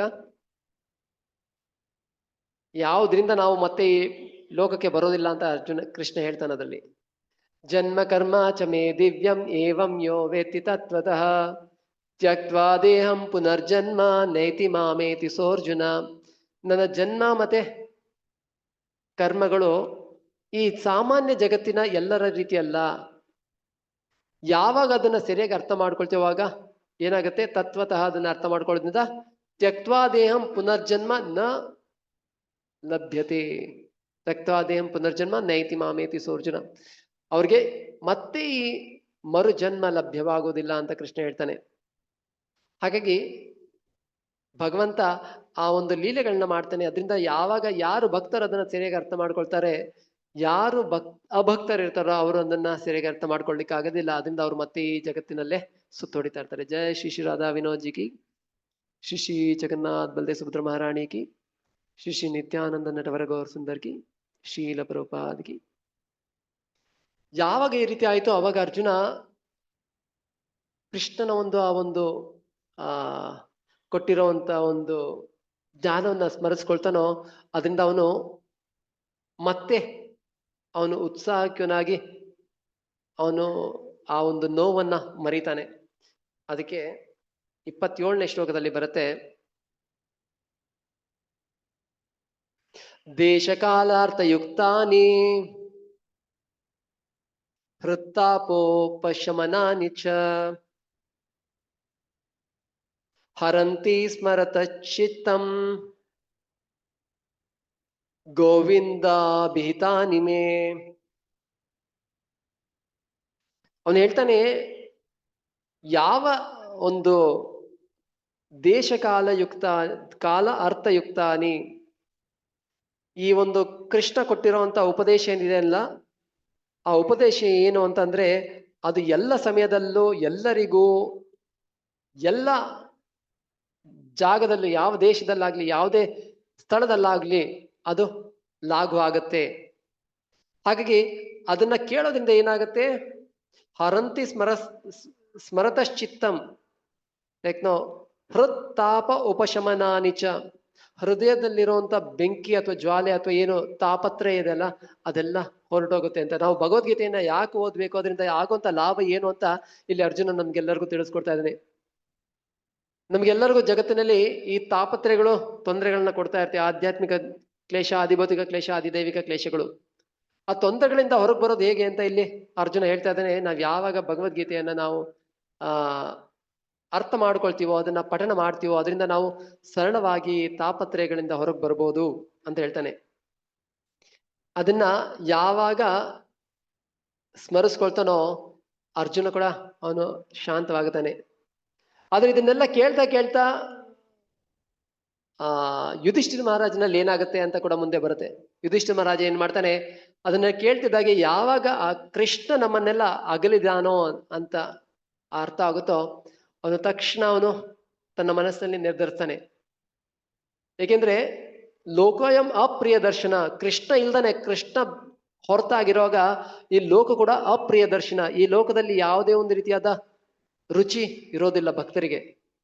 ಯಾಕೆಂದ್ರೆ ಅವ್ರಿಗೆ ಕೃಷ್ಣ ಜೊತೆಗಿದ್ರೆ ಅವ್ರಿಗೆ ಎಲ್ಲದೂ ಬೇಕು. ಕೃಷ್ಣ ಇಲ್ಲದೆ ಇರೋದನ್ನ ಯಾವುದು ಕೂಡ ಅವ್ರಿಗೆ ಬೇಡ ಅಂತ ಇದ್ ಮಾಡ್ತಾರೆ. ಹಾಗಾಗಿ ಇಲ್ಲಿ ಕೂಡ ಅವನು ಏನ್ ಮಾಡ್ತಾನೆ, ತಕ್ಷಣ ಅವ್ನು ನಿರ್ಧರಿಸ್ತಾನೆ, ನಾನು ಕೂಡ ಈಗ ಈ ಕೃಷ್ಣ ಇಲ್ದಾನೆ ಇರೋ ಲೋಕದಲ್ಲಿ ಇದ್ದು ಏನು ಉಪಯೋಗ ಇಲ್ಲ. ಅದಲ್ಲದೆ ಅವನು ಕಲಿಯುಗದ ಒಂದು ಚಿಹ್ನೆಗಳನ್ನ ನೋಡ್ತಾನೆ. ಆ ಕಲಿಯುಗದ ಚಿಹ್ನೆಗಳು ಕೂಡ ಮುಂದೆ ಬರುತ್ತೆ.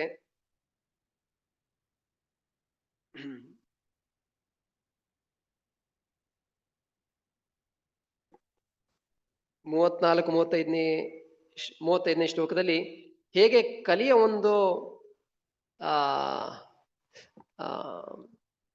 ಅವನ ಒಂದು ಕಾರ್ಯಗಳು ಶುರುವಾಗಿರೋದ್ರಿಂದ ಮೋಸ, ವಂಚನೆ ಮತ್ತೆ ಬೇರೆಯವರಿಗೆ ತೊಂದರೆ ಕೊಡೋದು ಅದೆಲ್ಲ ಶುರು ಆಗ್ತಾ ಇರೋದನ್ನ ನೋಡಿ ಯುಧಿಷ್ಠಿರ ಅವನು, ನಾನು ಈ ಲೋಕವನ್ನು ಬಿಟ್ಟು ಮತ್ತೆ ಭಗವಂತನ ಇರುವಂತ ಲೋಕ ಯಾವುದದು, ವೈಕುಂಠ ಲೋಕ ಅಥವಾ ಗೋಲೋಕ, ನಾನು ಕೂಡ ಇದನ್ನ ತ್ಯಜಿಸ್ಬೇಕು ಅಂತ ಅವನು ನಿರ್ಧರಿಸಿ ತಕ್ಷಣ ಅವನು ಏನ್ ಮಾಡ್ತಾನೆ, ತನ್ನ ಮೊಮ್ಮಗನಾದ ಯಾರು ಪರೀಕ್ಷಿತ ಮಹಾರಾಜ ಪರೀಕ್ಷಿತನನ್ನ ಅವನು ಆ ರಾಜನಾಗಿ ನೇಮಕ ಮಾಡ್ತಾನೆ. ಅದಲ್ಲದೆ ಕೃಷ್ಣನ ಮೊಮ್ಮಗನಾದ ವಜ್ರನಾಭ, ವಜ್ರನನ್ನು ಕೂಡ ಅಲ್ಲಿ ಅವನು ಮಥುರೆಯಲ್ಲಿ ಅವನನ್ನ ರಾಜನಾಗಿ ಮಾಡ್ತಾನೆ. ಅವನನ್ನ ರಾಜನಾಗಿ ನೇಮಕ ಮಾಡಿ ತಕ್ಷಣ ಅವನು ತನ್ನ ಎಲ್ಲ ಒಂದು ರಾಜ್ಯವನ್ನ ಸಂಪೂರ್ಣ ಎಲ್ಲ ಏನು ರಾಜನ ವೇಷಭೂಷಗಳಿರ್ತದೆ ಅದನ್ನೆಲ್ಲ ತೆಗೆದು ಸರಳವಾದ ಒಂದು ವಸ್ತ್ರನ ಉಟ್ಟು ಕೂದಲನ್ನ ಮತ್ತೆ ಕೇಶವನ್ನ ಬಿಟ್ಟು ಅವನು ಯಾರಿಗೂ ಹೇಳ್ತಾನೆ ಉತ್ತರದ ಕಡೆ ಪ್ರಯಾಣ ಮಾಡ್ಲಿಕ್ಕೆ ಶುರು ಮಾಡ್ತಾನೆ. ಅದರಲ್ಲಿ ಆಚಾರ್ಯರು ಕೂಡ ಹೇಳ್ತಾರೆ, ಇಲ್ಲಿ ತನಕ ನೋಡಿದ್ರೆ ಅವ್ರು ಏನೇನ್ ಕಷ್ಟಗಳು ಬಂದಿತ್ತಲ್ಲ, ಕಷ್ಟದಲ್ಲಿ ಎಲ್ಲರೂ ಒಟ್ಟಿಗೆ ಇದ್ರು. ಆದ್ರೆ ಯಾವಾಗ ಕೊನೆಯ ಕ್ಷಣ ಬಂತು ಅವಾಗ ಯುಧಿಷ್ಠಿರ ಮಹಾರಾಜ್ ಏನ್ ಹೇಳ್ತೀನಿ, ಅರ್ಜುನ, ದ್ರೌಪದಿ, ಕುಂತಿ, ಭೀಮ, ನಾನು ಹೋಗಿ ಬರ್ತೀನಿ ಅಂತ ಹೇಳಕ್ ಹೋಗ್ತಾ ಇದ್ದಾನ? ಇಲ್ಲ. ಈ ಕೊನೆಯ ಸಮಯ ಬಂದಾಗ ಅವನ್ ಏನ್ ಮಾಡ್ತೇನೆ, ತಕ್ಷಣ ಎಲ್ಲರೂ ಅವರವರ ದಾರಿಯನ್ನು ಅವ್ರು ನೋಡ್ಕೊಳ್ತಾರೆ ಅಂತಂದು ತಕ್ಷಣ ಅವನು ಅಲ್ಲಿಂದ ಹೊರಡ್ತಾ ಇದ್ದಾನೆ. ಅದಕ್ಕೆ ಆಚಾರ್ಯ ಹೇಳ್ತಾರೆ, ಈ ಜಗತ್ತಿನಲ್ಲಿ ನಾವು ಏನೇನೇ ಇರ್ಲಿ ಅದಕ್ಕೆ ಒಂದು ಸರಳವಾದ ಉದಾಹರಣೆಯನ್ನು ಕೊಡ್ತಾರೆ ಶ್ರೀಲ ಪ್ರಭುಪಾದರು. ಅವ್ರು ಹೇಳ್ತಾರೆ, ನಾವೆಲ್ಲರೂ we have to fly our own planes. ನಮ್ಮ ಒಂದು ಏನು ಏರೋಪ್ಲೇನ್ ಇದೆಯಲ್ಲ ಅದನ್ನ ನಾವೇ ಚಲಾಯಿಸ್ಬೇಕು. ಯಾವಾಗ ಭೂಮಿ ಮೇಲೆ ಇರುತ್ತೋ ಅದಕ್ಕೆ ಎಲ್ಲ ಟ್ರೈನಿಂಗ್ ಕೊಡ್ತಾರೆ ಪೈಲಟ್ಗೆ. ಸೊ ಅರ್ಥಿಗೆ ನಮಗೆ ಭಗವಂತ ಭಕ್ತರ ಒಂದು ಸಂಘದಲ್ಲಿ ಮತ್ತೆ ಆ ಶಾಸ್ತ್ರಗಳಿಂದ ಏನನ್ನು ಮಾಡಬೇಕು, ಏನ್ ಮಾಡಬಾರ್ದು, ಜೀವನದಲ್ಲಿ ಹೇಗೆ ನಡ್ಕೋಬೇಕು, ಅದೆಲ್ಲದೂ ನಮಗೆ ಒಂದು ಟ್ರೈನಿಂಗ್ ಸಿಗತ್ತೆ. ಆದ್ರೆ ಕೊನೆಯ ಸಮಯ ಬಂದಾಗ ಎಲ್ಲರೂ ನಮ್ಮ ಒಂದು ಜೀವನವನ್ನ ಅಥವಾ ಮುಂದಿನ ಇದನ್ನ ನಾವೇ we have to fly our own planes. ಅದರ ಅರ್ಥ ಏನು ಅಂದ್ರೆ, ನಾವು ಅದರಲ್ಲಿ ನಮ್ಮ ಒಂದು ನಿಜವಾದ ಲಾಭ ಏನು ಅಂತ ಅರ್ಥ ಮಾಡ್ಕೊಂಡು ಅದರಲ್ಲಿ ನಾವು ತೊಡಗಿಸ್ಕೊಳ್ಬೇಕು. ಬೇರೆಯವರು ಯಾರು ನಾವು ಆ ಸಮಯದಲ್ಲಿ ನಮಗೆ ಸಹಾಯ ಮಾಡ್ಲಿಕ್ಕೆ ಆಗೋದಿಲ್ಲ. ಇದು ಒಂದು ರೀತಿಯಲ್ಲಿ ಸ್ವಲ್ಪ ನೋವನ್ನು ಕೊಡ್ಬೋದು. ಹೇಗೆ ನಾವು ಇಷ್ಟೊಂದೆಲ್ಲ ಒಟ್ಟಿಗೆ ಇದ್ದೀವಿ ಆದ್ರೂ ಕೂಡ ಹೇಗೆ ಧೃತರಾಷ್ಟ್ರ ಬಿಟ್ಟು ಹೋಗ್ತಿದ್ದಾನೆ ಅಂತ. ಆದ್ರೆ ಯಾವಾಗ ಆ ಕೊನೆಯ ಕ್ಷಣಗಳು ಬರುತ್ತಲ್ಲ ಆವಾಗ ಯಾರಿಗೂ ಕೂಡ ಸಹಾಯ ಮಾಡ್ಲಿಕ್ಕೆ ಆಗೋದಿಲ್ಲ. ಅದಕ್ಕೆ ಒಬ್ಬ ಸಹಾಯ ಮಾಡ್ಲಿಕ್ಕೆ ಆಗೋದು ಅಂದ್ರೆ ಯಾರದು? ಭಗವಂತ ಮಾತ್ರ.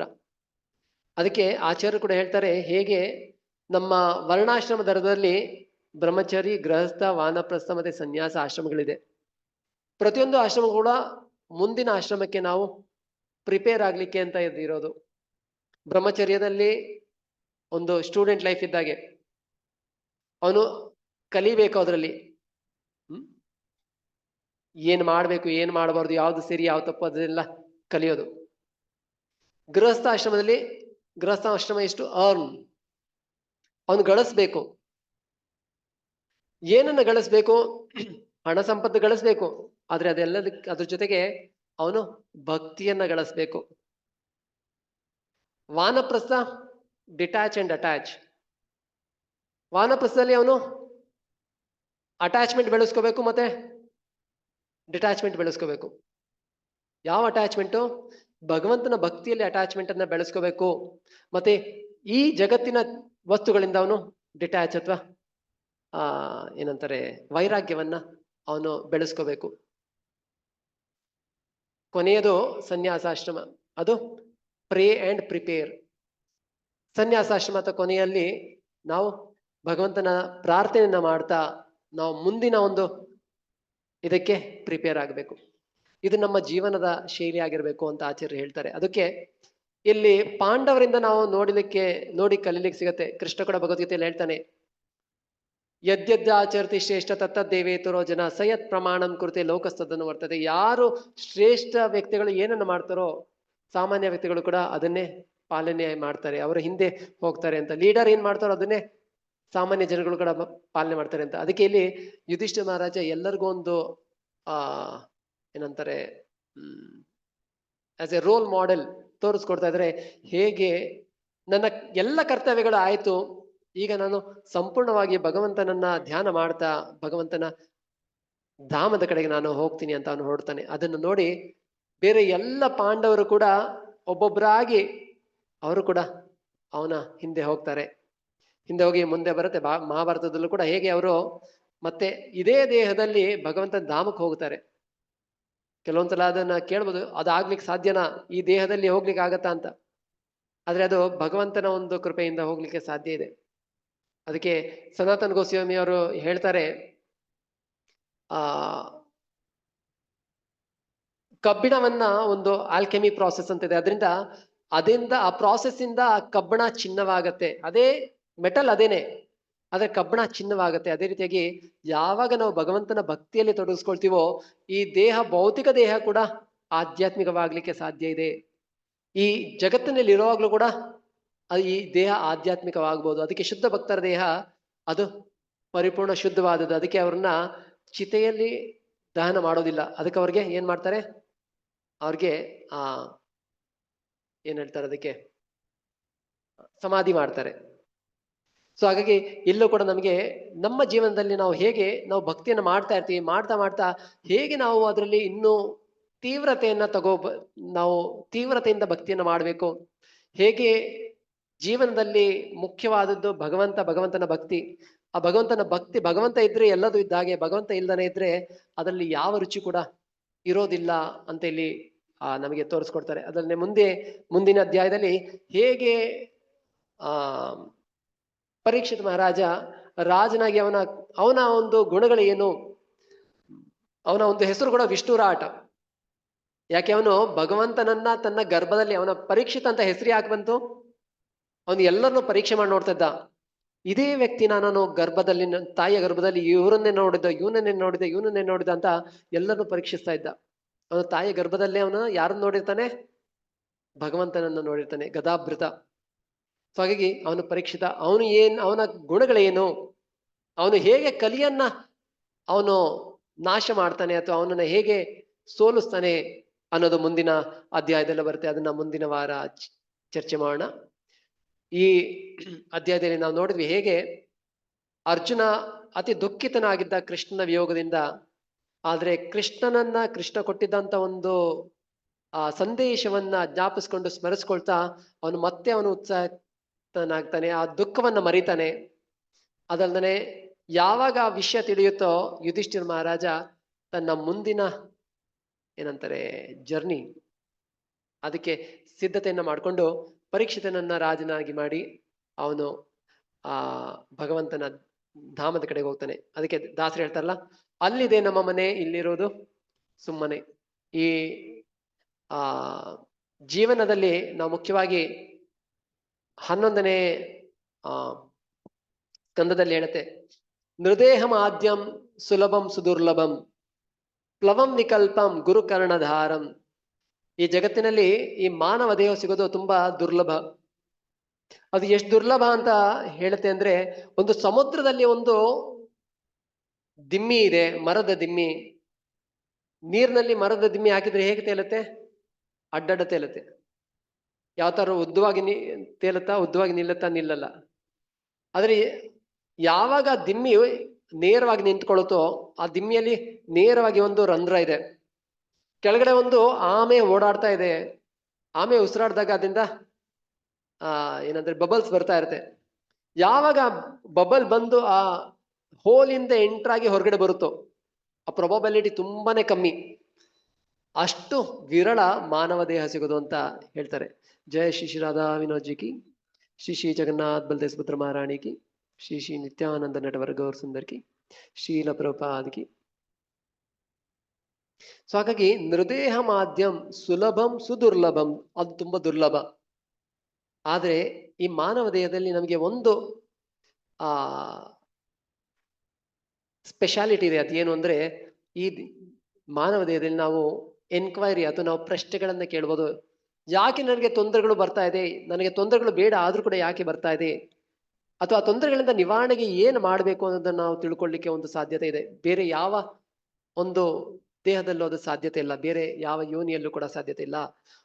ಆ ರೀತಿಯಾಗಿ ಈ ರೀತಿಯಾದ ಮಾನವ ದೇಹವನ್ನು ಪಡೆದಾಗ ಅದರಲ್ಲೂ ಕೂಡ ಗುರು ಕರ್ಣಧಾರ, ಯಾರಾದ್ರೂ ಗುರುಗಳು ಇದ್ರೆ, ಶ್ರೀಲಪ್ರಭಾದಂತ ಆಚಾರ್ಯರು ಸಿಕ್ಕಿದ್ರೆ, ಅವರ ಗ್ರಂಥಗಳು ಸಿಕ್ಕಿದ್ರೆ, ಅದು ಕ್ಯಾಪ್ಟನ್ ಇದ್ದಾಗೆ. ಒಂದು ಶಿಪ್ ಇರುತ್ತೆ, ಶಿಪ್ಗೆ ಕ್ಯಾಪ್ಟನ್ ಇರ್ತಾರೆ. ಕ್ಯಾಪ್ಟನ್ ಏನ್ ಮಾಡ್ತಾರೆ, ಆ ಒಂದು ಹಡಗನ್ನ ಸರಿಯಾದ ದಾರಿಯಲ್ಲಿ ಕರ್ಕೊಂಡು ಹೋಗ್ತಾರೆ. ಗುರುಗಳು ನಮ್ಮ ಜೀವನದಲ್ಲಿ ಯಾವ ರೀತಿಯಾಗಿ ಹೋಗಬೇಕು, ಸಾಗಬೇಕು ಅನ್ನೋದನ್ನು ನಮ್ಗೆ ತಿಳಿಸ್ಕೊಡ್ತಾರೆ. ಯಾಕಂದ್ರೆ ಆಚಾರ್ಯರ ಒಂದು ಟೀಕೆಯಿಂದ ನಮ್ಗೆ ಅದು ತಿಳಿಯುತ್ತೆ. ಅದನ್ನ ಉಪಯೋಗಿಸ್ಕೊಂಡು ನಾವು ಈ ಒಂದು ಭವಸಾಗರವನ್ನ ನಾವು ಪಾರ್ ಮಾಡಬೇಕು. ಅಕಸ್ಮಾತ್ ಯಾರಾದ್ರೂ ಈ ಒಂದು ಇಷ್ಟೊಂದು ಎಲ್ಲ ವ್ಯವಸ್ಥೆಗಳಿದ್ದು ಕೂಡ ಆ ಒಂದು ಉಪಯೋಗನ ಪಡಿಲಿಲ್ಲ ಅಂದ್ರೆ ಆತ್ಮಹ ಅಥವಾ ಅವನು ತನ್ನನ್ನು ತಾನೇ ಅವನು ಆ ಆತ್ಮಹತ್ಯೆ ಮಾಡ್ಕೊಳ್ತಾ ಇದ್ದಾನೆ ಅಂತ ಹೇಳುತ್ತೆ. ಸೊ ಹಾಗಾಗಿ ನಮಗೂ ಕೂಡ ಭಗವಂತನ ಕೃಪೆಯಿಂದ ಅಟ್ಲೀಸ್ಟ್ ಭಾಗವತವನ್ನ ಕೇಳೋ ಒಂದು ಆಸೆ ಇದೆ ಅಥವಾ ಒಂದು ಜಿಜ್ಞಾಸೆ ಇದೆ. ಅದರಲ್ಲೂ ಕೂಡ ಆ ಭಾಗವತ ಅಕಸ್ಮಾತ್ ಏನಾದ್ರು ಸಂಸ್ಕೃತದಲ್ಲಿದೆ, ನಮ್ಗೇನಾದ್ರು ಸಂಸ್ಕೃತ ಶ್ಲೋಕಗಳನ್ನ ಕೊಟ್ಟು ಅದನ್ನ ನೀವು ಓದಿ ಅರ್ಥ ಮಾಡ್ಕೊಳ್ಳಿ ಅಂತಂದ್ರೆ ಅರ್ಥ ಮಾಡ್ಕೊಳ್ಲಿಕ್ಕೆ ಆಗೋದಿಲ್ಲ. ಅದನ್ನು ಸರಳವಾಗಿ ನಮಗೆ ಅರ್ಥ ಆಗುವಂತೆ ಅದನ್ನು ಕೂಡ ಈಗಿನ ಪ್ರಸ್ತುತದಲ್ಲಿ ಹೇಗೆ ಅರ್ಥ ಮಾಡ್ಕೊಳ್ಳೋ ಹಾಗೆ ನಮ್ಮ ಆಚಾರ್ಯ ಕೊಟ್ಟಿದ್ದಾರೆ. ಅದರಲ್ಲೂ ಶ್ರೀಲ ಪ್ರಭುಪಾದರು ತಮ್ಮ ಭಾಗವತ ಭಾವಾರ್ಥ ಅಥವಾ ಪರ್ಪಟಿಂದ ಅದು ಇನ್ನೂ ತುಂಬಾ ಸರಳವಾಗಿ ಅರ್ಥ ಮಾಡ್ಕೊಂಡು ಕೊಟ್ಟಿದ್ದಾರೆ. ಅದಕ್ಕೆ ನಾವು ಚಿರಋಣಿಯಾಗಿರ್ಬೇಕು ಮತ್ತೆ ಅದರ ಒಂದು ಲಾಭವನ್ನ ಪಡಿಬೇಕು. ತುಂಬಾ ತುಂಬಾ ಧನ್ಯವಾದಗಳು. ಹರೇ ಕೃಷ್ಣ. ಯಾರಿಗಾರು ಏನಾದ್ರು ಪ್ರಶ್ನೆ ಅಥವಾ ಅನಿಸಿಕೆಗಳಿದ್ರೆ ಹಂಚ್ಕೋಬಹುದು, ಇಲ್ಲಾಂದ್ರೆ ಮತ್ತೆ ಮುಂದಿನ ಪ್ರಸಾದಕ್ಕೆ ಹೊರಡ್ಬೋದು.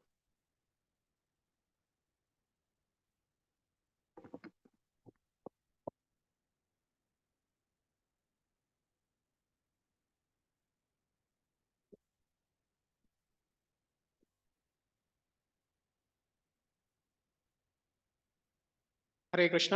ಸೊ ಇವತ್ತು ಕೃಷ್ಣ ರಸಾಯನ ಕಾರ್ಯಕ್ರಮದಲ್ಲಿ ಎಲ್ರು ಕೂಡ ಭಾಗವಹಿಸಕ್ಕಾಗಿ ಎಲ್ರಿಗೂ ಕೂಡ ಥ್ಯಾಂಕ್ ಯು ಸೋ ಮಚ್. ಹಾಗೇನೆ ಮೊದಲನೇದಾಗಿ ಇವತ್ತು ಯಾರ್ಯಾರು ಫಸ್ಟ್ ಟೈಮ್ ಬರ್ತಾ ಇದ್ದೀರಾ ಕೈ ಎತ್ಬೋದಾ? ಫಸ್ಟ್ ಟೈಮ್ ಬರ್ತಾ ಇದ್ದೀರಾ? ಓಕೆ. ಸೊ ಪ್ರತಿ ವಾರನೂ ಕೂಡ ಇದೇ ರೀತಿ ಪ್ರತಿ ಶನಿವಾರ 7 ಗಂಟೆಗೆ ಶ್ರೀಮದ್ ಭಾಗವತದಲ್ಲಿ ಬರುವಂತಹ ಮುಖ್ಯವಾದ ವಿಚಾರಗಳನ್ನ ಕುರಿತು ಡಿಸ್ಕಷನ್ ಆಗುತ್ತೆ. ಸೊ ಇವತ್ತು ಸ್ವಯಂ ಪ್ರಕಾಶ್ ಪ್ರಭುರವರು ನಮಗೋಸ್ಕರ ಬಹಳ ಚೆನ್ನಾಗಿ ವಿವರಣೆಯನ್ನ ಕೊಟ್ರು. ಸೊ ಅವ್ರಿಗೋಸ್ಕರ ನಾವು ಒಂದು ಧನ್ಯವಾದಗಳನ್ನ ಸಲ್ಲಿಸೋಣ. ಸೊ ಹೇಗೆ ಪ್ರತಿ ವಾರ ನಾವು ಧನ್ಯವಾದನ ಸಲ್ಲಿಸ್ತೀವಿ, ಸೊ ಎಲ್ರು ಒಂದ್ಸತಿ ಹರೇ ಕೃಷ್ಣ ಮಹಾಮಂತ್ರ ಜೋರಾಗಿ ಕೈ ಎತ್ತಿ ಹೇಳೋದ್ರ ಮೂಲಕ ಪ್ರಭುಜಿ ಅವ್ರಿಗೆ ಇವತ್ತು ಧನ್ಯವಾದಗಳನ್ನ ತಿಳಿಸೋಣ. ಹರೇ ಕೃಷ್ಣ ಕೃಷ್ಣ ಕೃಷ್ಣ ಹರೇ ಹರೇ, ಹರೇ ರಾಮ ರಾಮ ರಾಮ ಹರೇ ಹರೇ. ಧನ್ಯವಾದಗಳು. ಸೊ ಎಲ್ರಿಗೂ ಕೂಡ ಪ್ರಸಾದ ಅರೇಂಜ್ ಆಗಿದೆ. ಸೊ ಎಲ್ರು ಕೂಡ ಪ್ರಸಾದ ತಗೊಂಡು ಇದ್ ಮಾಡ್ಬೇಕು. ಹಾಗೇನೆ ಯಾರ್ಯಾರು ಫಸ್ಟ್ ಟೈಮ್ ಬಂದಿದ್ದೀರಾ, ಸೊ ನಮ್ದು ವಾಟ್ಸ್ಆಪ್ ಗ್ರೂಪ್ ಇದೆ. ಸೊ ಆ ವಾಟ್ಸ್ಆಪ್ ಗ್ರೂಪ್ ನಲ್ಲಿ ನಾವು ಪ್ರತಿ ವಾರ ಏನೇನಾಗುತ್ತೆ ಪ್ರೋಗ್ರಾಮ್ ಅದ್ರ ಬಗ್ಗೆ ನಾವು ಮೆಸೇಜ್ ನ ಕಳಿಸ್ತೀವಿ. ಸೊ ನಿಮ್ಮ ನಂಬರ್ನ ಕೂಡ ಆಡ್ ಮಾಡ್ಬೇಕು ಅಂದ್ರೆ ಸೊ ದಯವಿಟ್ಟು ನಿಮ್ಮ ನಂಬರ್ಗಳನ್ನ ಕೊಟ್ರೆ ನಾವು ಆ ಗ್ರೂಪಿಗೆ ಆಡ್ ಮಾಡ್ತೀವಿ. ಓಕೆನಾ? ಧನ್ಯವಾದಗಳು. ಹರೇ ಕೃಷ್ಣ ಎಲ್ರಿಗೂ.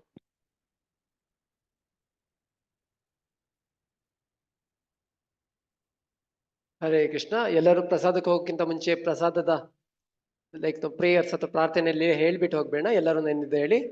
ಮಹಾಪ್ರಸಾದೇ ಗೋವಿಂದೇ ನಾಮ